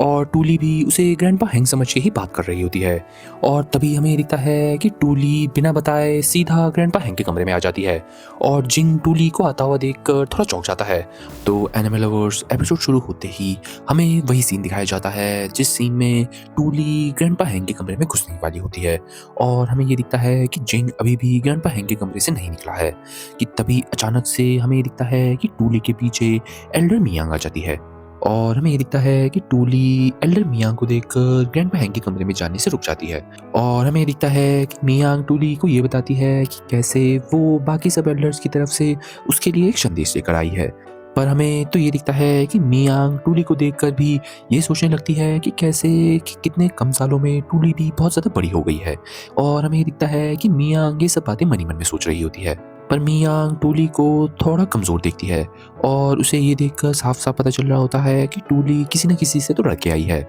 पर टूली मियांग को वी के साथ हुई लड़ाई बिल्कुल नहीं बताती है और वो मियांग को कुछ और बहाने देने लगती है अपनी ख़राब हालत के। और तभी मियांग टूली से ये बोलती है, टूली, हम एल्डर्स को अभी तक ये नहीं पता चला है कि किसने पवेलियन पर वो हमला करा था, पर हम अभी भी आइलैंड पर पूरी तरीके से तैनात हैं। तो मैं तुम्हें एक ही चीज़ सजेस्ट करूँगी कि अपने व्यवहार को अच्छा रखो। तुम्हें यहाँ पर किसी से भी लड़ने की ज़रूरत नहीं है। अगर तुम ये चाहती हो कि तुम्हारे ग्रैंडपा हैंग को कोई भी तकलीफ़ ना हो तो मैं तुम्हें यही चीज़ सजेस्ट करूँगी कि शांति से रहो। और हमें दिखता है कि टूली मियांग की ऐसी बातें सुनकर उसे धन्यवाद करती है उसे ये सब चीज़ें बताने के लिए कि तभी अचानक से हमें दिखता है कि ग्रैंडपा हैंग अपने कमरे के दरवाजे खोलकर मियांग से उससे कुछ बातचीत करने के लिए बोलने को बोलते हैं। और ऐसे ही कुछ देर बीत जाती है जहाँ पर हमें ये दिखता है कि एल्डर हैंग और एल्डर मियांग आपस में बातचीत करने लगते हैं और हमें ये दिखता है कि एल्डर हैंग मियांग को ये बताते हैं कि कैसे वो बहुत ही ज़्यादा शुक्रगुजार हैं कि मियांग उनसे मिलने के लिए आई है क्योंकि अभी तक 3 सालों में कोई और एल्डर्स उनसे मिलने नहीं आ रखे हैं। जिसे सुनकर मियांग उसे बताती है कि कैसे वो तो सिर्फ वहाँ पर बाकी सब एल्डर्स को संदेशा पहुँचाने आई थी। पर तभी हमें दिखता है कि हैंग मियांग से बातें करने के दौरान अचानक से टूली के बदन पर कुछ घाव के निशान दिखता है और वो ये समझ जाता है कि टूली के साथ कुछ गलत हुआ है। और हमें दिखता है कि मियांग से बातें करने के दौरान हैंग बार बार सिर्फ टूली के घाव ही देख रहा होता है। पर हमें ये दिखता है कि मियांग भी ये चीज़ देख लेती है और मियांग हैंग से ये बोलने लगती है, हैंग, शायद तुम्हारा सुनना तुम्हारी याददाश्त के साथ कमज़ोर हो रहा है। मैंने तुम्हें अभी क्या बताया था शायद तुम्हें याद भी नहीं होगा। शायद तुम्हें भी मेरे जैसे अपने सवालों का जवाब ढूंढने के लिए ज़्यादा बाहर नहीं घूमना चाहिए। और हमें दिखता है कि हैंग ये सब बातें सुनकर टूली को वहाँ से जाने को बोल देता है। पर हमें ये दिखता है कि टूली जाते हुए ग्रैंडपा हैंग के कमरे पे अपनी किताब देख लेती है और वो ये पूछती है कि आखिरकार उसकी किताब वहाँ कर क्या रही है। और ग्रैंडपा हैंग उसे ये बताते हैं कि कैसे उसे वो किताब गिरी पड़ी मिली थी और उसने वो किताब यहाँ पर संभाल ली। और टूली ये सब सुनकर ग्रैंडपा हैंग को ये बताती है कि वो उसे वापस लेकर जा रही है। और आखिरकार टूली ग्रैंडपा हैंग और मियांग को अपने कमरे में अकेला छोड़कर वहाँ से चले जाती है और वो सीधा अपने कमरे में चली जाती है जहाँ पर हमें दिखता है कि टूली थोड़ा कंफ्यूज होती है कि आखिरकार उसकी किताब ग्रैंडपा हैंग के कमरे में कैसे मिल सकती है और वो ये सोचने लगती है कि शायद उसी ने वो किताब वहाँ गिरा दी होगी। पर तभी हमें ये दिखता है कि टूली अपनी किताब को पकड़कर कुछ चीज़ें पढ़ने लगती है और हमें ये दिखता है कि कैसे टूली अपनी किताब के ज़रिए कुछ बनाने की कोशिश कर रही है और वो एक बहुत ही बड़ी मछली सा दिख रहा है। पर हमें ये दिखता है कि टूली उसे बनाने में कामयाब नहीं हो रही होती है क्योंकि उसे एक इंग्रेडिएंट जिसका नाम द इटर्नल हर्ब होता है वो नहीं मिल रहा होता है। और टूली से हमें पता चलता है कि कैसे आइलैंड के अंदर कोई भी वो इटर्नल हर्ब नहीं देना चाहता, जिसका मतलब ये है कि उसे कहीं और से ही उसे लाना होगा। और ऐसे ही करते हुए हमें दिखता है कि टूली अपनी और चीज़ें कर ही रही होती है कि अचानक से उसे बहुत दर्द होने लगता है और हमें दिखता है कि कैसे टूली के उस बड़े से मॉन्स्टर से लड़ते हुए टूली को सच में बहुत ज़्यादा चोटें आ गई हैं जिससे टूली सच में बहुत ज़्यादा तकलीफ में है। और हमें दिखता है कि आखिरकार टूली अपनी सभी चोटों पर दवाइयाँ लगाने लगती है। पर हमें ये दिखता है कि टूली अपनी इतनी सारी तकलीफ सहते हुए भी बार बार सिर्फ अपने भाई को ही याद कर रही होती है और हमें टूली के ज़रिए ये पता चल जाता है कि कैसे वो भी अपने भाई की जादुई चीज़ द ऑल इंक्लूसिव क्यूब के पीछे ही है। तभी हमारा सीन शिफ्ट हो जाता है और हमें चेंग लोगों की फैमिली दिखाई जाती है जहाँ पर हमें ये दिखता है कि कैसे रैन और वी आपस में बात कर रहे होते हैं और हमें ये दिखता है कि कैसे रैन वी को बहुत डांट रही होती है क्योंकि वी की वजह से इतने सालों में पहली बार उनके पास जेड मेडल नहीं है। वो भी सिर्फ वी की गलती की वजह से, क्योंकि हर साल जैसे 3 जेड मेडल आते हैं, वी हमेशा लास्ट में जाता है और वो ये सोचता है कि वो लास्ट में जेड मेडल अपने पास हथिया लेगा। पर हमें ये दिखता है कि वी इन सब चीज़ों के पीछे अपने पापा ज़ीक को ब्लेम कर रहा होता है और वो ये कहता है कि कैसे अगर ज़ी समय पे नहीं आता तो आज वो जेड मेडल उसके पास होता। पर हमें ये दिखता है कि रैन तभी भी वी को बहुत डांट रही होती है और उसे ये कह रही होती है कि कैसे वो सिर्फ एक मॉडल गर्ल से हार गया। पर तभी उनकी बातों के दौरान अचानक से वहाँ पर एक और आदमी आ जाता है जिसका नाम जुआन होता है और हमें ये पता चलता है कि जुआन रैन का बेटा है और जुआन रैन को एक बहुत ही प्यारा सा एक परफ्यूम सुंघाता है और वो रैन को ये बताता है कि कैसे इस परफ्यूम में बहुत ही ज़्यादा जादुई ताकतें हैं जिससे वो अपना गुस्सा कुछ पल भर में ही शांत कर सकती है और हमें दिखता है कि ऐसा ही होने लगता है, जिसे देखकर रैन वी को बहुत डांटने लग जाती है कि उसे जुआन से कुछ सीखना चाहिए। पर तभी हमें दिखता है कि रैन वापस ओवरथिंकिंग करने लग जाती है और वो ये सोचने लगती है कि टूली ने आखिरकार इतनी बड़ी फिश पकड़ी तो पकड़ी कैसे, और उसे ये शक होता है कि शायद टूली के साथ कुछ और लोग भी काम कर रहे हैं, जिसे सोचकर वो सीधा चैंग को ये सब चीज़ें बताने के लिए जाने लगती है, जिसे देखकर जुआन ये समझ नहीं पाता कि आखिरकार उसके परफ्यूम में गलती कैसे है। पर तभी हमें दिखता है कि वी जुआन को थोड़ा छेड़ने लगता है और जुआन से हमें ये पता चलता है कि कैसे उसने ये परफ्यूम लिंगशी के लिए बना रखा है और शायद वो लिंगशी को ये परफ्यूम गिफ्ट देकर उससे प्रपोज करने वाला है, जिसे सुनकर वी उसको और भी ज़्यादा छेड़ने लगता है। तभी हमारा सीन शिफ्ट हो जाता है और हमें वापस टूली दिखती है जिसे अपने कपड़े साफ करते हुए कुछ अजीब सी चीज़ मिलती है और टूली को ये याद आ जाता है कि शायद ये चीज़ उसी डूबे हुए जहाज़ की थी जो उसके साथ लगकर यहाँ पर आ चुकी है और हमें दिखता है कि टूली उस चीज़ को अपने कपड़ों के साथ धोने के लिए रख देती है। पर तभी हमें एक अजीब चीज़ दिखती है, हमें ये दिखता है कि वो चीज़ पानी में घुसते ही कुछ अजीब तरीके से रिएक्ट करने लगती है। तभी कुछ देर बाद हमें दिखता है कि टूली अपने और जियो की कुछ बातें याद करने लगती है, जहाँ पर हमें ये दिखता है कि टूली के उन्हें बताए जाने के बाद कि वो लोग शियांग आइलैंड पर हैं, जियो और उसके अंकल बहुत ही ज़्यादा चौंक जाते हैं और जियो के अंकल उसे ये बताते हैं कि कैसे वो लोग अभी पूरे आइलैंड पर फंस चुके हैं, क्योंकि ना तो उनके पास खाने या पीने के लिए कुछ है और ना ही उनके लिए राशन में कुछ बचा है उस बहुत बड़े तूफान की वजह से। और हमें दिखता है कि इतनी सब चीज़ों की वजह से जियो टूली का बहुत धन्यवाद करने लगता है कि उसने उनके लिए इतना करा। पर वो टूली से एक आखिरी मदद चाहता है, वो टूली से ये चाहता है कि वो टूली को अपने आइलैंड के अंदर लेकर जाए और वो वहाँ पर उनके कुछ सप्लाई ढूंढने में मदद करे। पर हमें तो टूली के चेहरे पर ये सब चीज़ें सुनकर साफ साफ डर दिखाई देता है और टूली उन्हें ये बताती है कि कैसे ये चीज़ पॉसिबल नहीं है, क्योंकि आइलैंड में रहने वाले सभी मॉर्टल से बहुत ज़्यादा डरते हैं, क्योंकि वो सी ऑफ ऑब्लिवियन को पार नहीं कर सकते और उन्हें ये लगता है कि मॉर्टल्स उनके लिए खतरा बन सकते हैं, जैसे वो टूली को मानते हैं। पर टूली उन्हें एक वादा करती है कि उन्हें जो जो खाने या पीने के लिए चाहिए वो अपनी तरफ से जितना हो सके उतना उनके लिए लेकर आएगी। और हमें दिखता है कि टूली यही सब चीज़ें सोचते हुए खुद से ये बोलने लगती है, अगर वो सब लोग आइलैंड पर आ गए तो उनकी जान को खतरा हो सकता है। मुझे नहीं पता कि जब सब लोगों को ये पता चलेगा कि कुछ मॉर्टल्स उनके आइलैंड पर घुस गए हैं तो उनका क्या करेंगे। मुझे उनकी जान बचानी ही पड़ेगी, आखिरकार वो भी मेरे जैसे मॉडल्स ही हैं। तभी हमारा सीन शिफ्ट हो जाता है और हमें जियो लोगों को दिखाया जाता है जो अपनी शिप के पास बैठकर ही आग सेक रहे होते हैं और तभी हमें जियो दिखता है जो अपने परिवार के दिए गए ब्रेसलेट को बहुत ही अच्छी तरीके से देख रहा होता है, जिसे देखकर जियो को अपना पास्ट याद आने लगता है और हमें ये दिखता है कि आखिरकार जियो शियांग आइलैंड पर पहुंचा कैसे। हमें ये दिखता है कि जियो और उसके सभी साथी उसी बोट पर मॉर्टल्स के समुद्र में फंसे हुए थे और हमें उन लोगों को देखकर ये साफ साफ पता चल रहा था कि शायद उन्होंने अब जीने की उम्मीद भी छोड़ दी है और वो लोग बस मरने का इंतजार कर रहे थे। कि तभी जियो अपने परिवार के ब्रेसलेट को देखकर कुछ सोचने लगता है और उसे किसी इंसान के विजन आने लगते हैं, जिस विजन में हमें ये दिखता है कि वो इंसान जियो को वो ब्रेसलेट देते हुए ये बता रहा होता है कि कैसे वही ब्रेसलेट शियांग आइलैंड में घुसने की चाबी है और अगर वो शियांग आइलैंड में घुस पाएगा तो सिर्फ उसी ब्रेसलेट की वजह से घुस पाएगा। पर जियो अपने मरते हुए समय में भी ये सोच रहा होता है कि शायद उससे झूठ बोला गया था और ये ब्रेसलेट किसी काम का नहीं है, जिसे सोचकर वो सीधा ब्रेसलेट को समुद्र में फेंक देता है और तभी जियो के ब्रेसलेट को समुद्र में फेंकते ही वहाँ पर एक बहुत बड़ी शॉक वेव आती है, जिससे हमें ये दिखता है कि जियो लोगों के सामने में कुछ ही पलों में एक बहुत बड़ा तूफान आ जाता है, जिससे जियो लोगों को थोड़ा उम्मीद आने लगती है कि वो शायद अब बच जाएंगे। कि तभी अचानक से उनके सामने एक बहुत ही बड़ा पोर्टल आ जाता है जो देखकर सभी लोग बहुत ज़्यादा डर जाते हैं और हमें दिखता है कि वो पोर्टल सीधा जियो लोगों को उनकी बोट समेत वहाँ पर खींचने लग जाता है। जिसकी वजह से ही जियो अपनी बोट से सीधा समुद्र में जा गिरता है। और हमें दिखता है कि जियो यही सब चीज़ें सोचते हुए थोड़ा कंफ्यूज हो रहा होता है, क्योंकि आज तक वो ब्रेसलेट कभी भी उसके काम नहीं आया, पर उसने जब वो समुद्र में फेंका तो वो तुरंत ही काम कर गया, जिससे जियो को ये समझ नहीं आ रहा होता कि आखिरकार उस ब्रेसलेट में क्या ताकतें हैं। कि तभी अचानक से जियो के अंकल भी उसके पास आ जाते हैं और वो जियो से बातचीत करने लगते हैं। और तभी वो जियो से ये बोलते हैं, तुम्हारी तबीयत तो ठीक है ना? आखिरकार हम शियांग आइलैंड पर पहुंच गए, जैसा हमें एडवाइजर ने बताया था।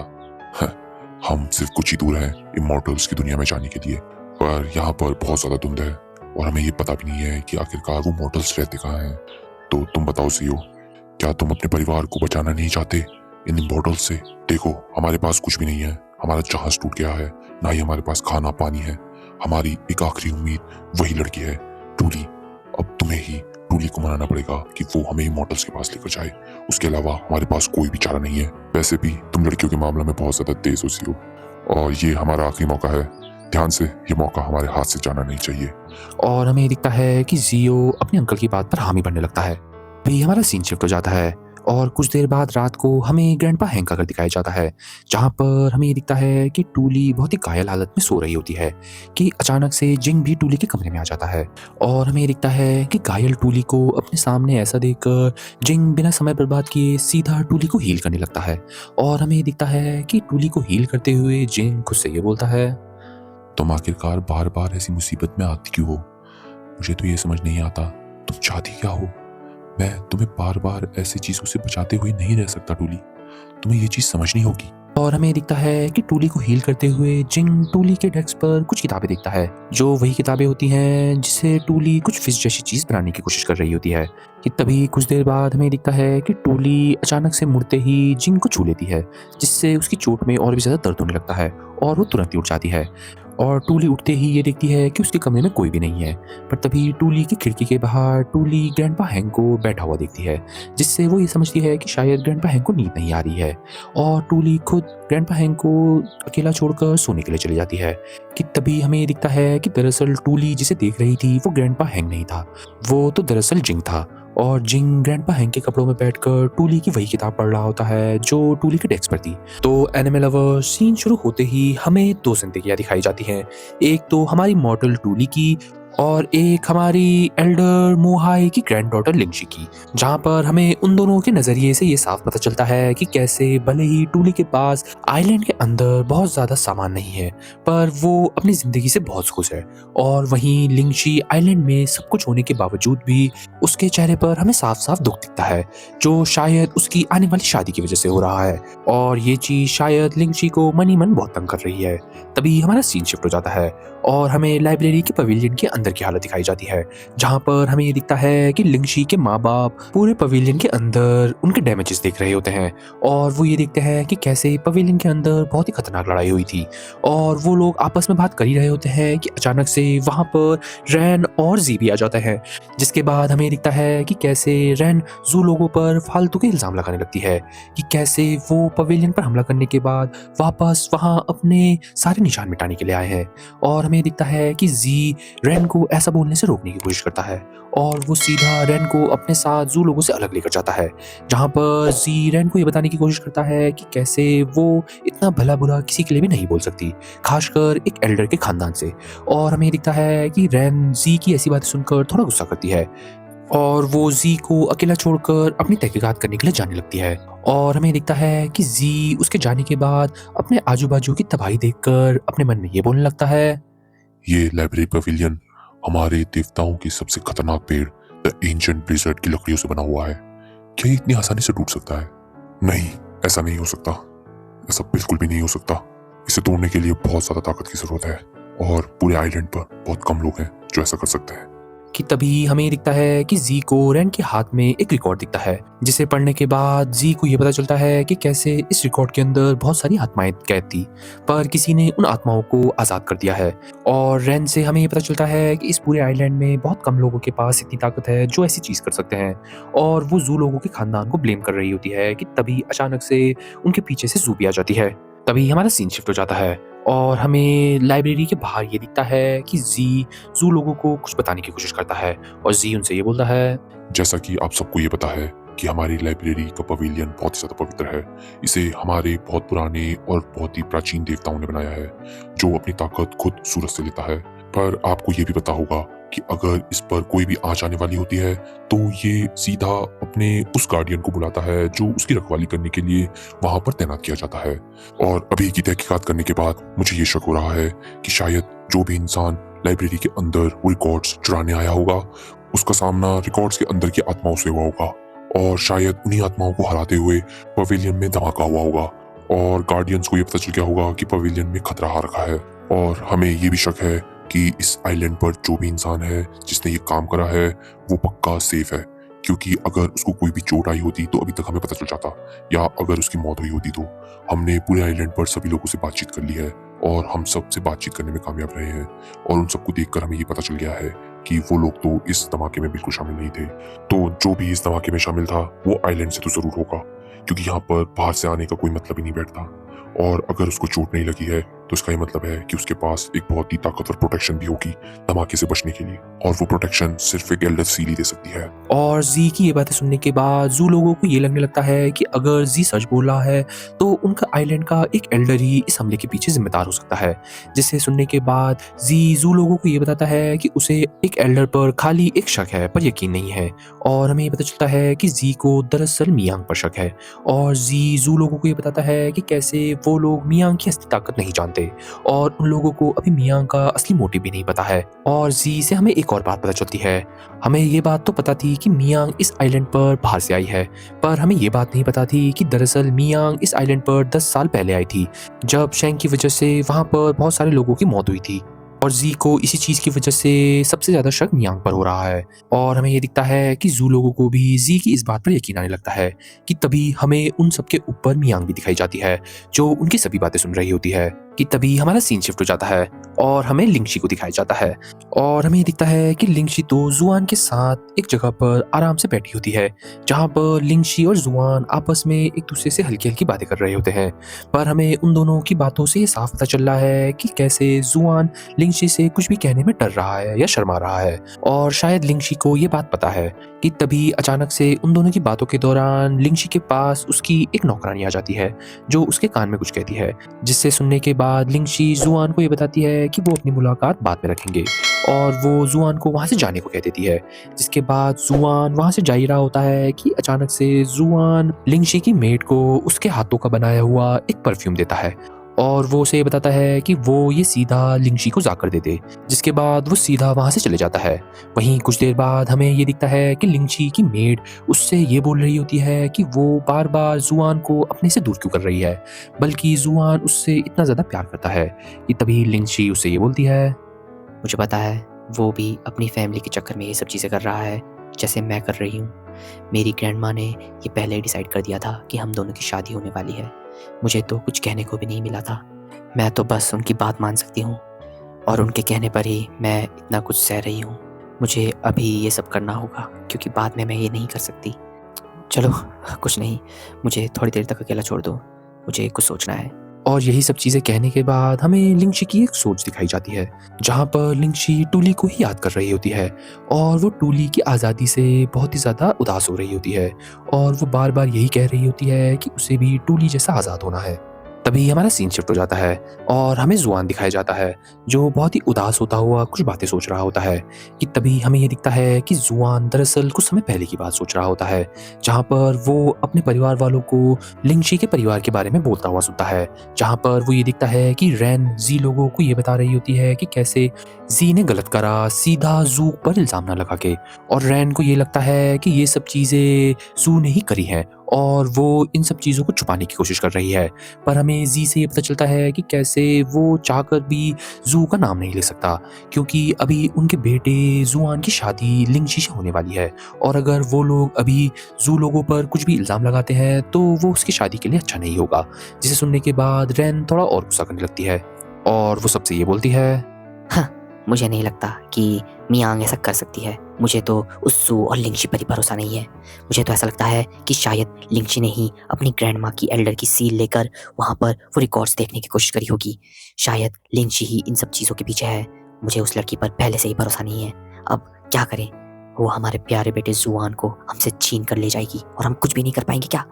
तुम इसमें सोच रही, क्या ये तुम सही कर रहे हो? और हमें ये दिखता है कि रैन की ऐसी बातें सुनकर जुआन खुद को रोक नहीं पाता और वो सीधा रैन की तरफ भागा हुआ चले जाता है। और वो रैन लोगों को ये बताने लगता है कि कैसे लिंगशी ये सब चीज़ें बिल्कुल भी नहीं कर सकती और रैन ये सब गलत बोल रही है। पर हमें ये दिखता है कि जुआन की ऐसी बातें सुनकर वी उसे थोड़ा छेड़ने लगता है और उसे ये बोलता है कि कैसे वो अभी से ही अपनी होने वाली बीवी की साइड लेने लग गया है, जिसे सुनकर जुआन उसकी सभी बातों को मना करने लगता है। और हमें दिखता है कि रैन भी जुआन को इस बात पर थोड़ा ताने मारने लगती है, जिससे जुआन उसी बातों को सोचते हुए अभी तक बहुत ही ज़्यादा दुखी है।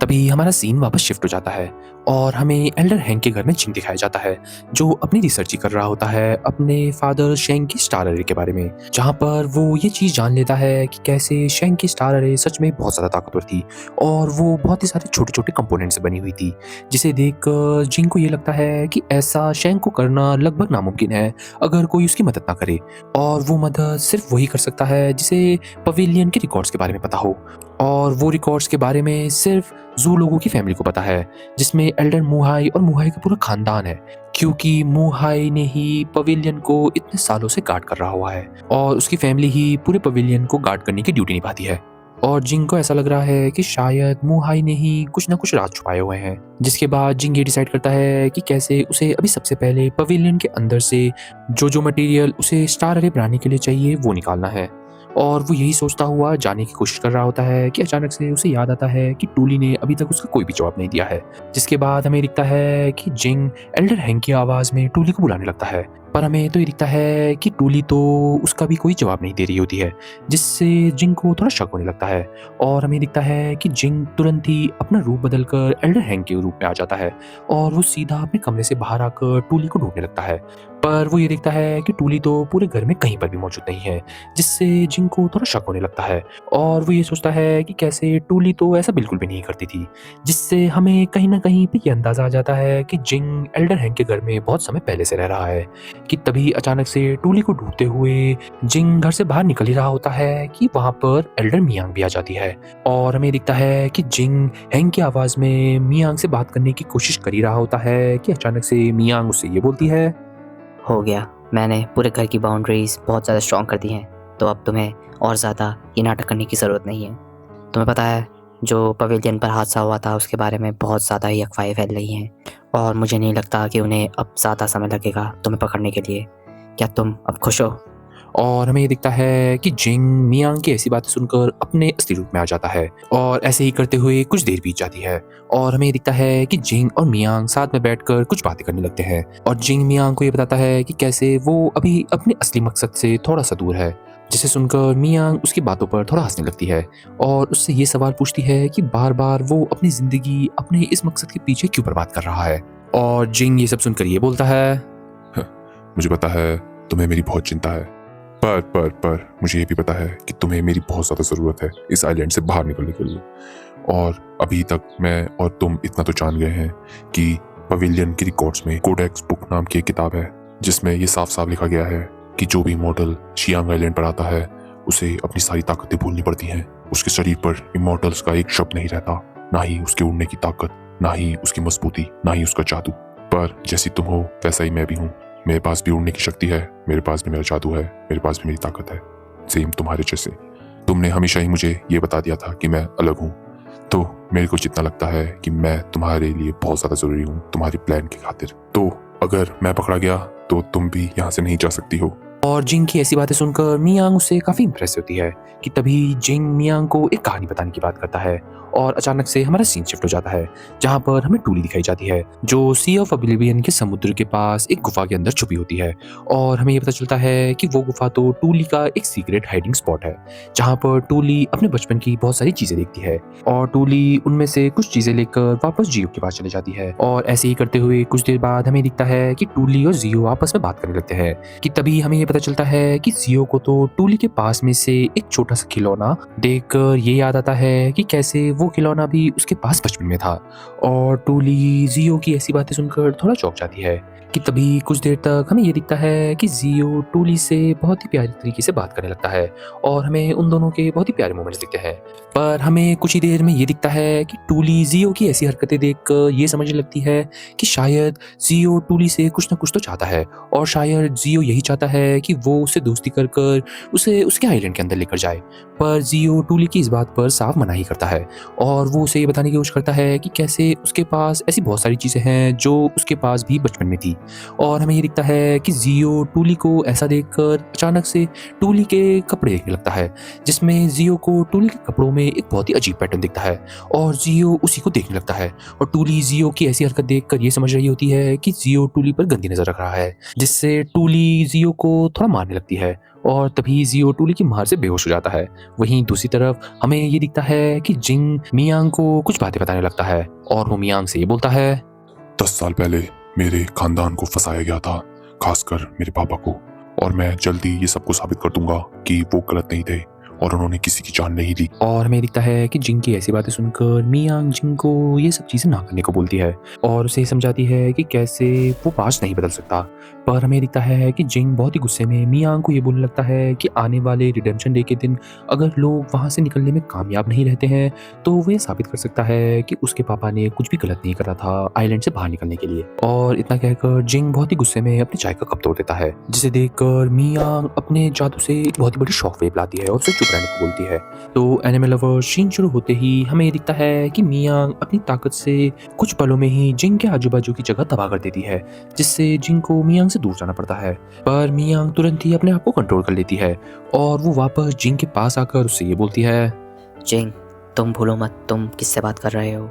तुम भूलो मत हमारे लिए यहाँ से निकलना ज़्यादा इंपॉर्टेंट है और कुछ भी चीज़ नहीं है, और मैं इस जेल में और ज़्यादा नहीं रह सकती हूँ। मैं तुम्हें आखिरी बार ये वार्निंग दे रही हूँ। पर हमें ये दिखता है कि मियांग की ऐसी बातें सुनकर जिंग मियांग से ये बोलता है,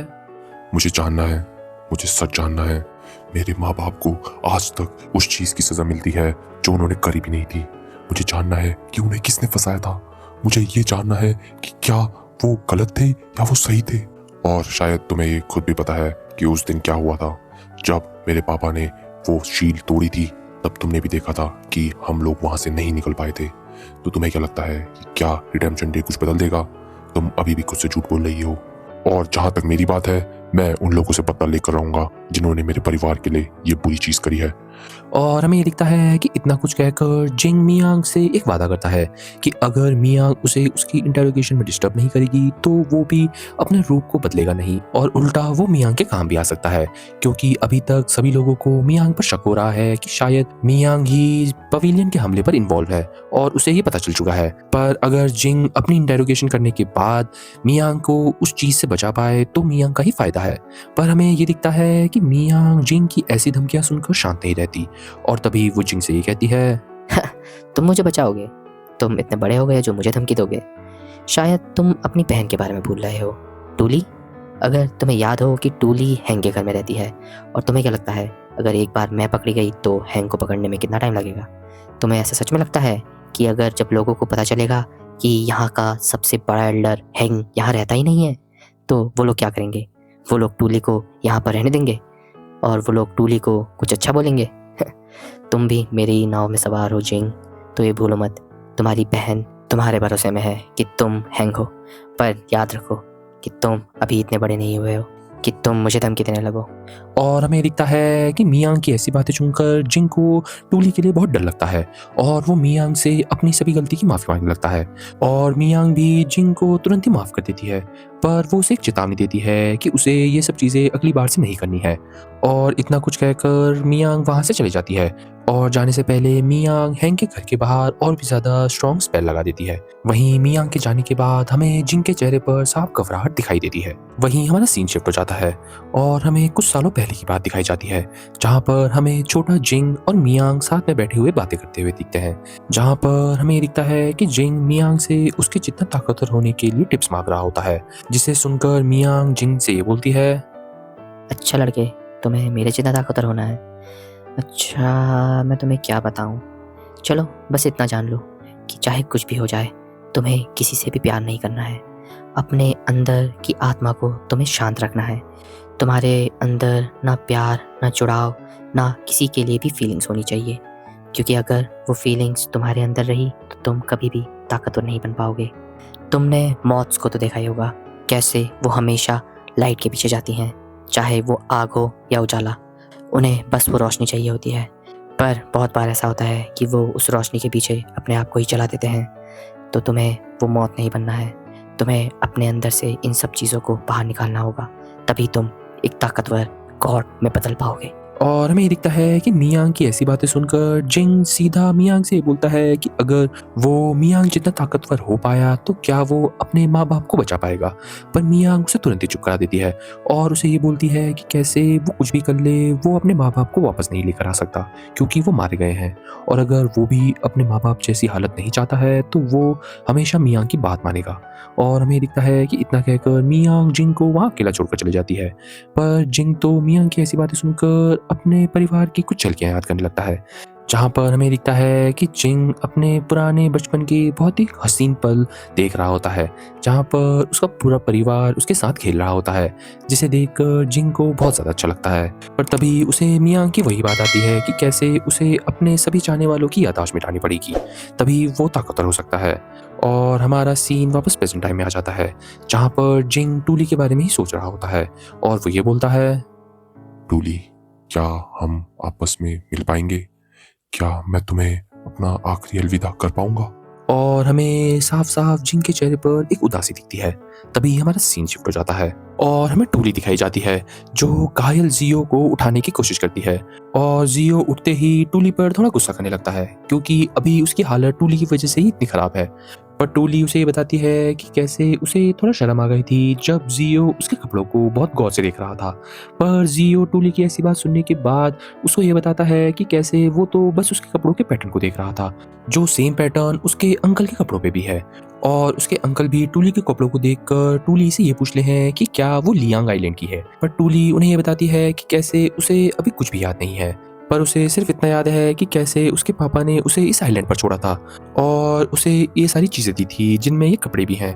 और वो उनसे फिर कभी नहीं मिली। जिसे बोलकर टूली थोड़ा उदास होने लगती है कि तभी जियो के अंकल उसे कुछ इशारा कर कर अपने सभी साथियों को लेकर जियो और टूली को वहाँ अकेला छोड़ देते हैं, और जियो ऐसा देखकर थोड़ा घबराने लगता है। पर तभी वो टूली के पास चले जाता है और वो टूली को संभालने की कोशिश करता है, पर हमें जियो को देखकर ये साफ साफ पता चल रहा है कि वो टूली से अभी बहुत घबरा रहा है। पर जियो कुछ ही देर में अपने अंदर कॉन्फिडेंस लाकर टूली को संभालने लगता है, और हमें ये दिखता है कि कुछ देर तक जियो और टूली थोड़ा दिल की बातें करते हैं और वापस खुश होने लगते हैं। और ऐसे ही करते हुए कुछ बातों में हमें दिखता है कि टूली जियो से उसके घर के बारे में पूछने लगती है, जिसे सुनकर जियो थोड़ा उदास हो जाता है और वो टूली को ये बताता है कि कैसे उसका घर बहुत ही प्यारा है और उसे अभी अपने घर की बहुत याद आ रही है, पर वो चाहकर भी उसके घर नहीं जा सकते क्योंकि उनका जहाज़ बहुत ही ज़्यादा ख़राब हालत में है। जिसे सुनने के बाद टूली जियो को अपने साथ चलने को बोलती है। तभी हमारा सीन वापस हैंग के घर में शिफ्ट हो जाता है, जहाँ पर हम ये देखते हैं कि जिंग टूली का दिया हुआ खत पढ़ रहा होता है, जिसमें ये लिखा होता है कि टूली अभी बहुत काम में बिजी होने वाली है, जिससे कुछ देर बाद ही वो हैंग की मदद कर सकती है और उसे शायद थोड़ा और भी समय लग सकता है। पर हमें ये दिखता है कि टूली की ऐसी बातें हुई देखकर जिंग को टूली और अपना बचपन याद आने लगता है, जहाँ पर हमें बचपन का जिंग दिखाया जाता है और हमें बचपन की टूली भी दिखती है, और वो दोनों ही ग्रैंडपा हैंग के घर में होते हैं। और हमें दिखता है कि टूली हैंग के लिए कुछ फल लाने की कोशिश करती है कि तभी वो गिर जाती है, और हमें ये दिखता है कि जिंग टूली को गिरता हुआ देखकर अपने बंद दरवाजे से उसकी तरफ आने की कोशिश करता है कि अचानक से जिंग और टूली के बीच में एक इनविजिबल दीवार आ जाती है, जिसे देखकर हमें ये मियांग का ही काम लगता है। और हमें दिखता है कि जिंग दरवाजे के एक साइड से जो भी बोल रहा है वो ग्रैंडपा हैंग की आवाज़ में बदलकर छोटी टूली को सुनाई दे रहा है, और ये चीज़ जिंग को थोड़ा उदास कर रही है। और हमें ये दिखता है कि यही सब चीज़ें आगे भी चलते रहती हैं जब टूली बड़ी हो जाती है, और हमें ये पता चल जाता है कि दरअसल असली हैंग तो कभी था ही नहीं, वो तो हमेशा से ही जिंग था, जो हमेशा से ही टूली के साथ रहा, और टूली ने हमेशा ही जिंग की कदर करी और जिंग ने टूली की, और टूली को हमेशा से ही ऐसा लगा रहा कि वो हैंग की मदद कर रही है। और ऐसे ही हमें टूली और जिंग के बहुत ही खूबसूरत लम्हे दिखाई देते हैं, जहाँ पर जिंग सच में अपनी छोटी बहन से बहुत ज़्यादा प्यार करता है। पर हमें ये तो साफ दिखता है कि भले ही उन दोनों के बीच में अब कोई इनविजिबल दीवार नहीं है, पर अभी भी जिंग ने टूली को अपनी सच्चाई नहीं बताई है, जिससे जिंग शायद मनी मन इस चीज़ से बहुत ही ज़्यादा दुख में है कि वो टूली को इतने पास रहकर भी अपने बारे में सच्चाई नहीं बता पा रहा कि वही उसका बड़ा भाई है। पर शायद जिंग को ये बहुत समय पहले से ही पता चल गया था कि वो टूली की वजह से ही इस जेल से बाहर नहीं जा पा रहा है, क्योंकि वो टूली की सच में बहुत ज़्यादा कदर करता है और वो ये नहीं चाहता कि टूली इस आइलैंड पर अकेले रहे, जिससे वो इस बात को मनी मन में दबा रहा है और उसे शायद इस बात का बहुत बुरा लग रहा है। तभी हमारा सीन वापस टूली की तरफ आ जाता है, जहाँ पर हम ये देखते हैं कि टूली जियो और उसके अंकल को एक जगह लेकर जाती है, जहाँ पर टूली ने अपनी हाथों से बनाई हुई नाव रखी होती है, जिसे देखकर जियो बहुत ज़्यादा चौंक जाता है और जियो टूली से बहुत ज़्यादा इंप्रेस हो जाता है कि कैसे वो इतने कम सामान के बाद भी इतनी खतरनाक नाव बना सकती है। और टूली इस चीज़ से थोड़ा शर्माने लगती है, पर वो जियो लोगों को वो नाव ऑफर करती है और वो ये बताती है कि वो लोग इस नाव में बैठकर अपने घर जा सकते हैं। पर हमें ये दिखता है कि जियो का अंकल वो नाव देखकर उसे ये बताता है कि वो चाहे कुछ भी कर ले, इस नाव में घर नहीं जा सकते, क्योंकि वो कुछ भी कर ले ये नाव बहुत ज़्यादा तूफान नहीं झेल सकती। जिसे सुनने के बाद टूली जियो लोगों को अपनी शिप सुधारने के लिए कुछ सामान देने की बातें करती है,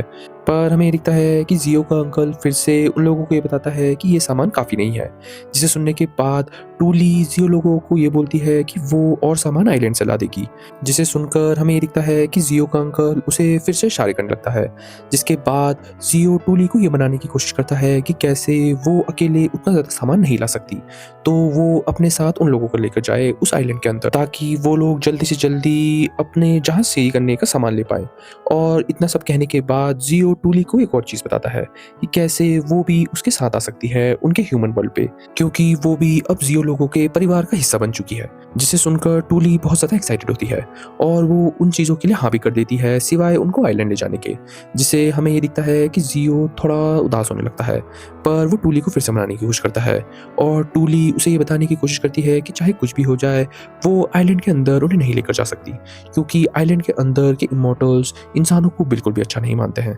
और उन्हें तो ये पता भी नहीं है कि उनकी शिप उनके आइलैंड के अंदर आ रखी है। और अगर उन्हें पता चल गया तो वो चीज़ उन सभी के लिए अच्छी बात नहीं होगी। और हमें ये दिखता है कि टूली इतना कुछ कहकर जियो को वापस जाने को बोलती है और वो ये कहती है कि वही वो सारा सामान लेकर आएगी, पर जियो उसे मना ही रहा होता है कि टूली वापस गुस्से में जियो को उसकी बातें मानने को कह देती है और उसे वार्न करती है कि चाहे कुछ भी हो जाए वो आइलैंड के पास तक नहीं आ सकता। और इतना कहकर टूली वहाँ से चली जाती है और ऐसे ही करते हुए कुछ देर बीत जाती है और हमें दिखता है कि टूली वापस आइलैंड की तरफ जाते हुए यही सोच रही होती है कि कैसे उसे इस आइलैंड से बाहर निकलना ही है और वो ऐसा सोचते हुए बहुत ही ज़्यादा मोटिवेट होने लगती है। वहीं दूसरी तरफ हमें जिंग भी दिखता है जो कहीं जाने की तैयारी कर रहा होता है और वो बार बार यही बोल रहा होता है कि वो उसका आखिरी मौका है और तभी हमारा एपिसोड वहीं ख़त्म हो जाता है। सो दैट्स इट गाइस, आशा करता हूँ आपको हमारी ये एनिमे सीरीज़ बेहद पसंद आ रही होगी। अगर हाँ तो हमारे चैनल हिंदी एनिमे पर अभी को ज़रूर सब्सक्राइब करें और लाइक शेयर कमेंट्स में ये ज़रूर बताइए कि आपको हमारी वीडियोस कैसी लग रही है। तो मिलते हैं आपसे नेक्स्ट एनिमे रिकैप में, तब तक के लिए बाय बाय।